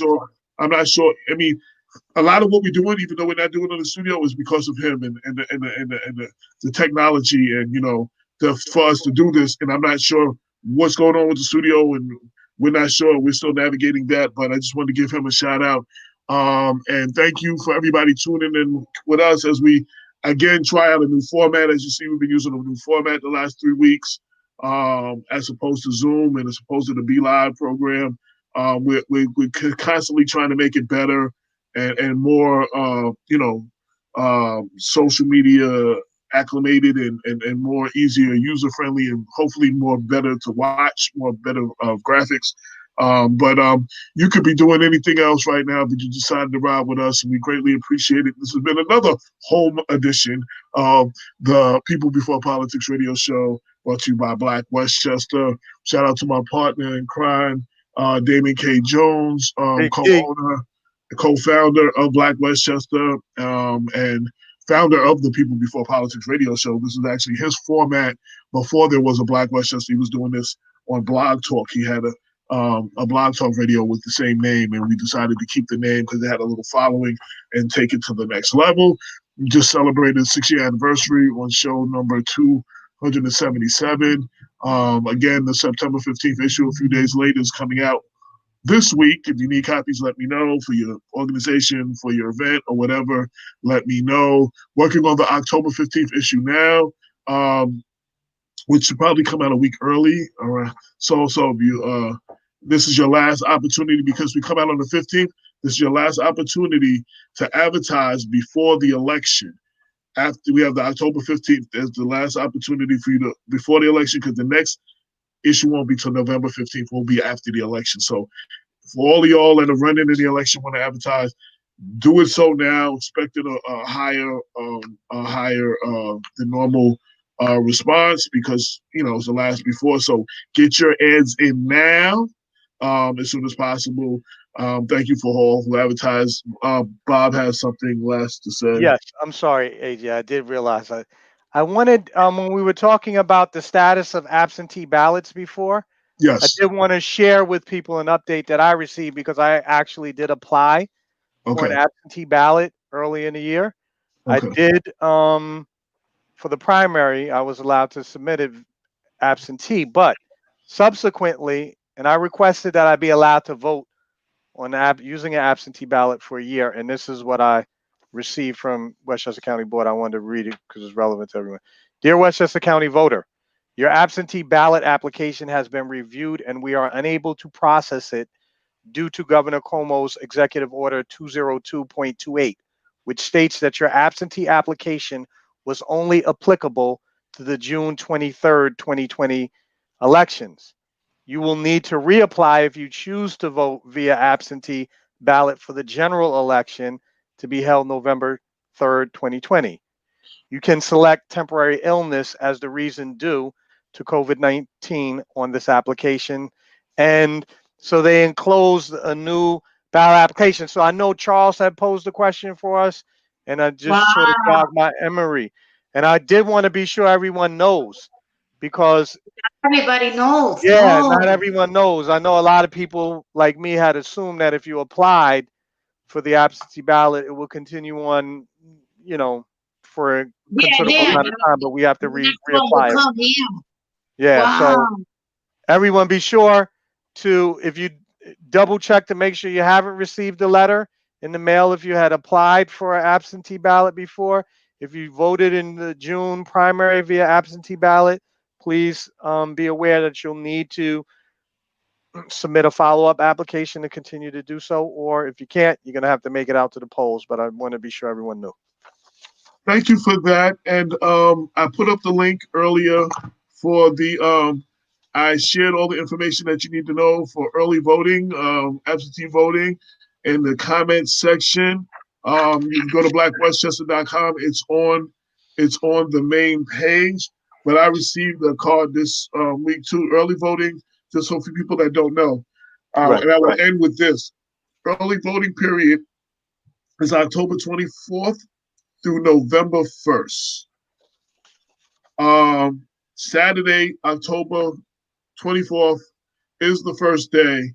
The hours are 12 p.m. to 5 p.m. That Saturday and Sunday, and then it gives you the hours for all the rest of the days. You can go to westchestergov.com/BOE, and all of this is in the article. For more information, you get a card. I got a card like this. It tells me my voting place, of course, if I want to vote in person. What my election day voting place is, which is the normal spot. Then whatever the spot is for early voting in Mount Vernon, I know specifically it is in Mount Vernon City Hall is, I think, the only place in Mount Vernon to vote early voting. But again, in the article, all of that for every city, for every municipality is spelled out where your voting place is, all the information that you would need, links to find out more information. So it's early voting, when, where, and what you need to know. Is on the front page of blackwestchester.com. Please check that, and I hope that helps inform everybody else. Just get up, get out, and vote in whatever format that you do it. I can't stress enough, this is the election of our life. We will do some more stuff on the election. And lastly, today is the 20th. There is officially 10 days left to fill out the 2020 census. If you have not done it, do so now. You can do it online. It is very, very easy. Mail-in option. If you ain't mailing it now, try to do it online. Because it's, again, with the cutoffs and the mailing. Open the door for the census takers. If they do, yes, it is safe. So, we did a show, the census show. I will share that link again. You can find that on Black Westchester. It explains everything about the census, everything you ever needed to know, and places you can get further information. If you have any questions, please hit us blackwestchester@gmail.com, and we will make sure that we point out everything that you need to know and hopefully answer your questions. But fill out the census for your community. We're leaving millions and millions and millions of dollars on the table. Mount Vernon, Yonkers, and Peekskill, as far as I know, still have not surpassed 60%. They haven't reached 60% of response. Yeah, Yonkers that's like going to work and you work your 40 hours or whatever, and your boss gives you 60% of your check. Just makes a decision for the next year, you're only going to get 60% of your check. That is what you're doing to your community by not filling this out. You're getting less than 60% of the money that is due to your community. And it will, when they split up the money, it's going to go to those communities who are well-to-do and don't need it as bad as your community. And then you're going to sit there and you're going to complain. Just Right. like with voting, you're going to sit there and you're going to complain, and you're going to complain and you didn't do anything about it when the opportunity was there. Do not miss the opportunity, folks. And it's National Hispanic Heritage Month. The greatest way to celebrate is making sure all of you and your family and all of them fill out the census. Damon always says Black lives have to matter to Black people first. For Black lives to matter, Black lives have to matter to Black people first. For brown lives to matter, brown lives have to matter to brown people first. Show. Stop with and another thing. Stop, people. Stop with your you're afraid of immigration ICE. You're not afraid to take your kids to school. You're not afraid to go to any type of service. You're not afraid to go to DMV. It's not an issue. It's not an issue. They're not even going to open up that part for 70 years. You'll be okay. 72, Come on, yes. And I can tell you that for sure, being that we were doing the ancestry thing, me and my sister, and we cannot see when we first appear on the census, because you can't open those census to 72 years. And as me being 54, I'm not 72 yet, so I cannot see the census, the first census I appear on. The public has no access to that, and they don't ask questions of your citizenship, and they don't ask immigration questions. So those questions are not even on in the census. You're just a name and number and you know, your address. I mean, that's basically what it is. And it compiles, and Bob can tell you when he does these reports and stuff, he utilizes the census numbers. And when it's only for the numbers, yes, it's only for the numbers. Right. And your local elected officials, when they have to determine where the money is going to get spent, it shows who answered these census. So the communities that they fully answered the census, they're going to get. That's where a lot of the money is going to go.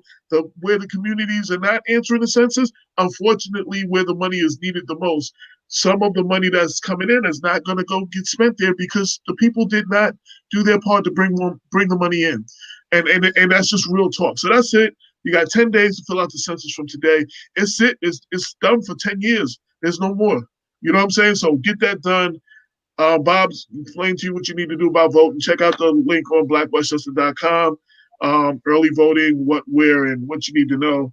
And I want to thank Bob and Lorraine for great questions and holding down the show while I was in the background doing a lot of other things that needed to be done, which is great when I get the opportunity to do that.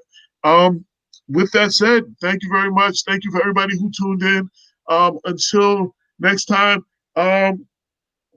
we're having a special show next week, I believe. There's another edition of that story on the Mount Vernon Police for the Gothamists coming out Wednesday, possibly. We're doing it's going to be a press conference Friday, and we're going to have Nas Duncan is in the article about the unsolved homicide of her son and stuff like that, and she will be on next week, and we will be dealing with that. I think Damon wanted to do that for next week's show. I believe that's what's going on. But to keep up on everything, go to blackwestchester.com. Everything you need to know about us, everything we're doing, everything is there. Until next week, peace. Peace. Lovely. See you later, lovely. And happy birthday once again, Cheryl Blue Brownlee Fox. Happy birthday. Yes. This Wednesday. Happy birthday, Cheryl. And Lorraine, as always, thank you for making it a lovely day. Lovely day. Lovely day. A lovely day. Peace. Bye.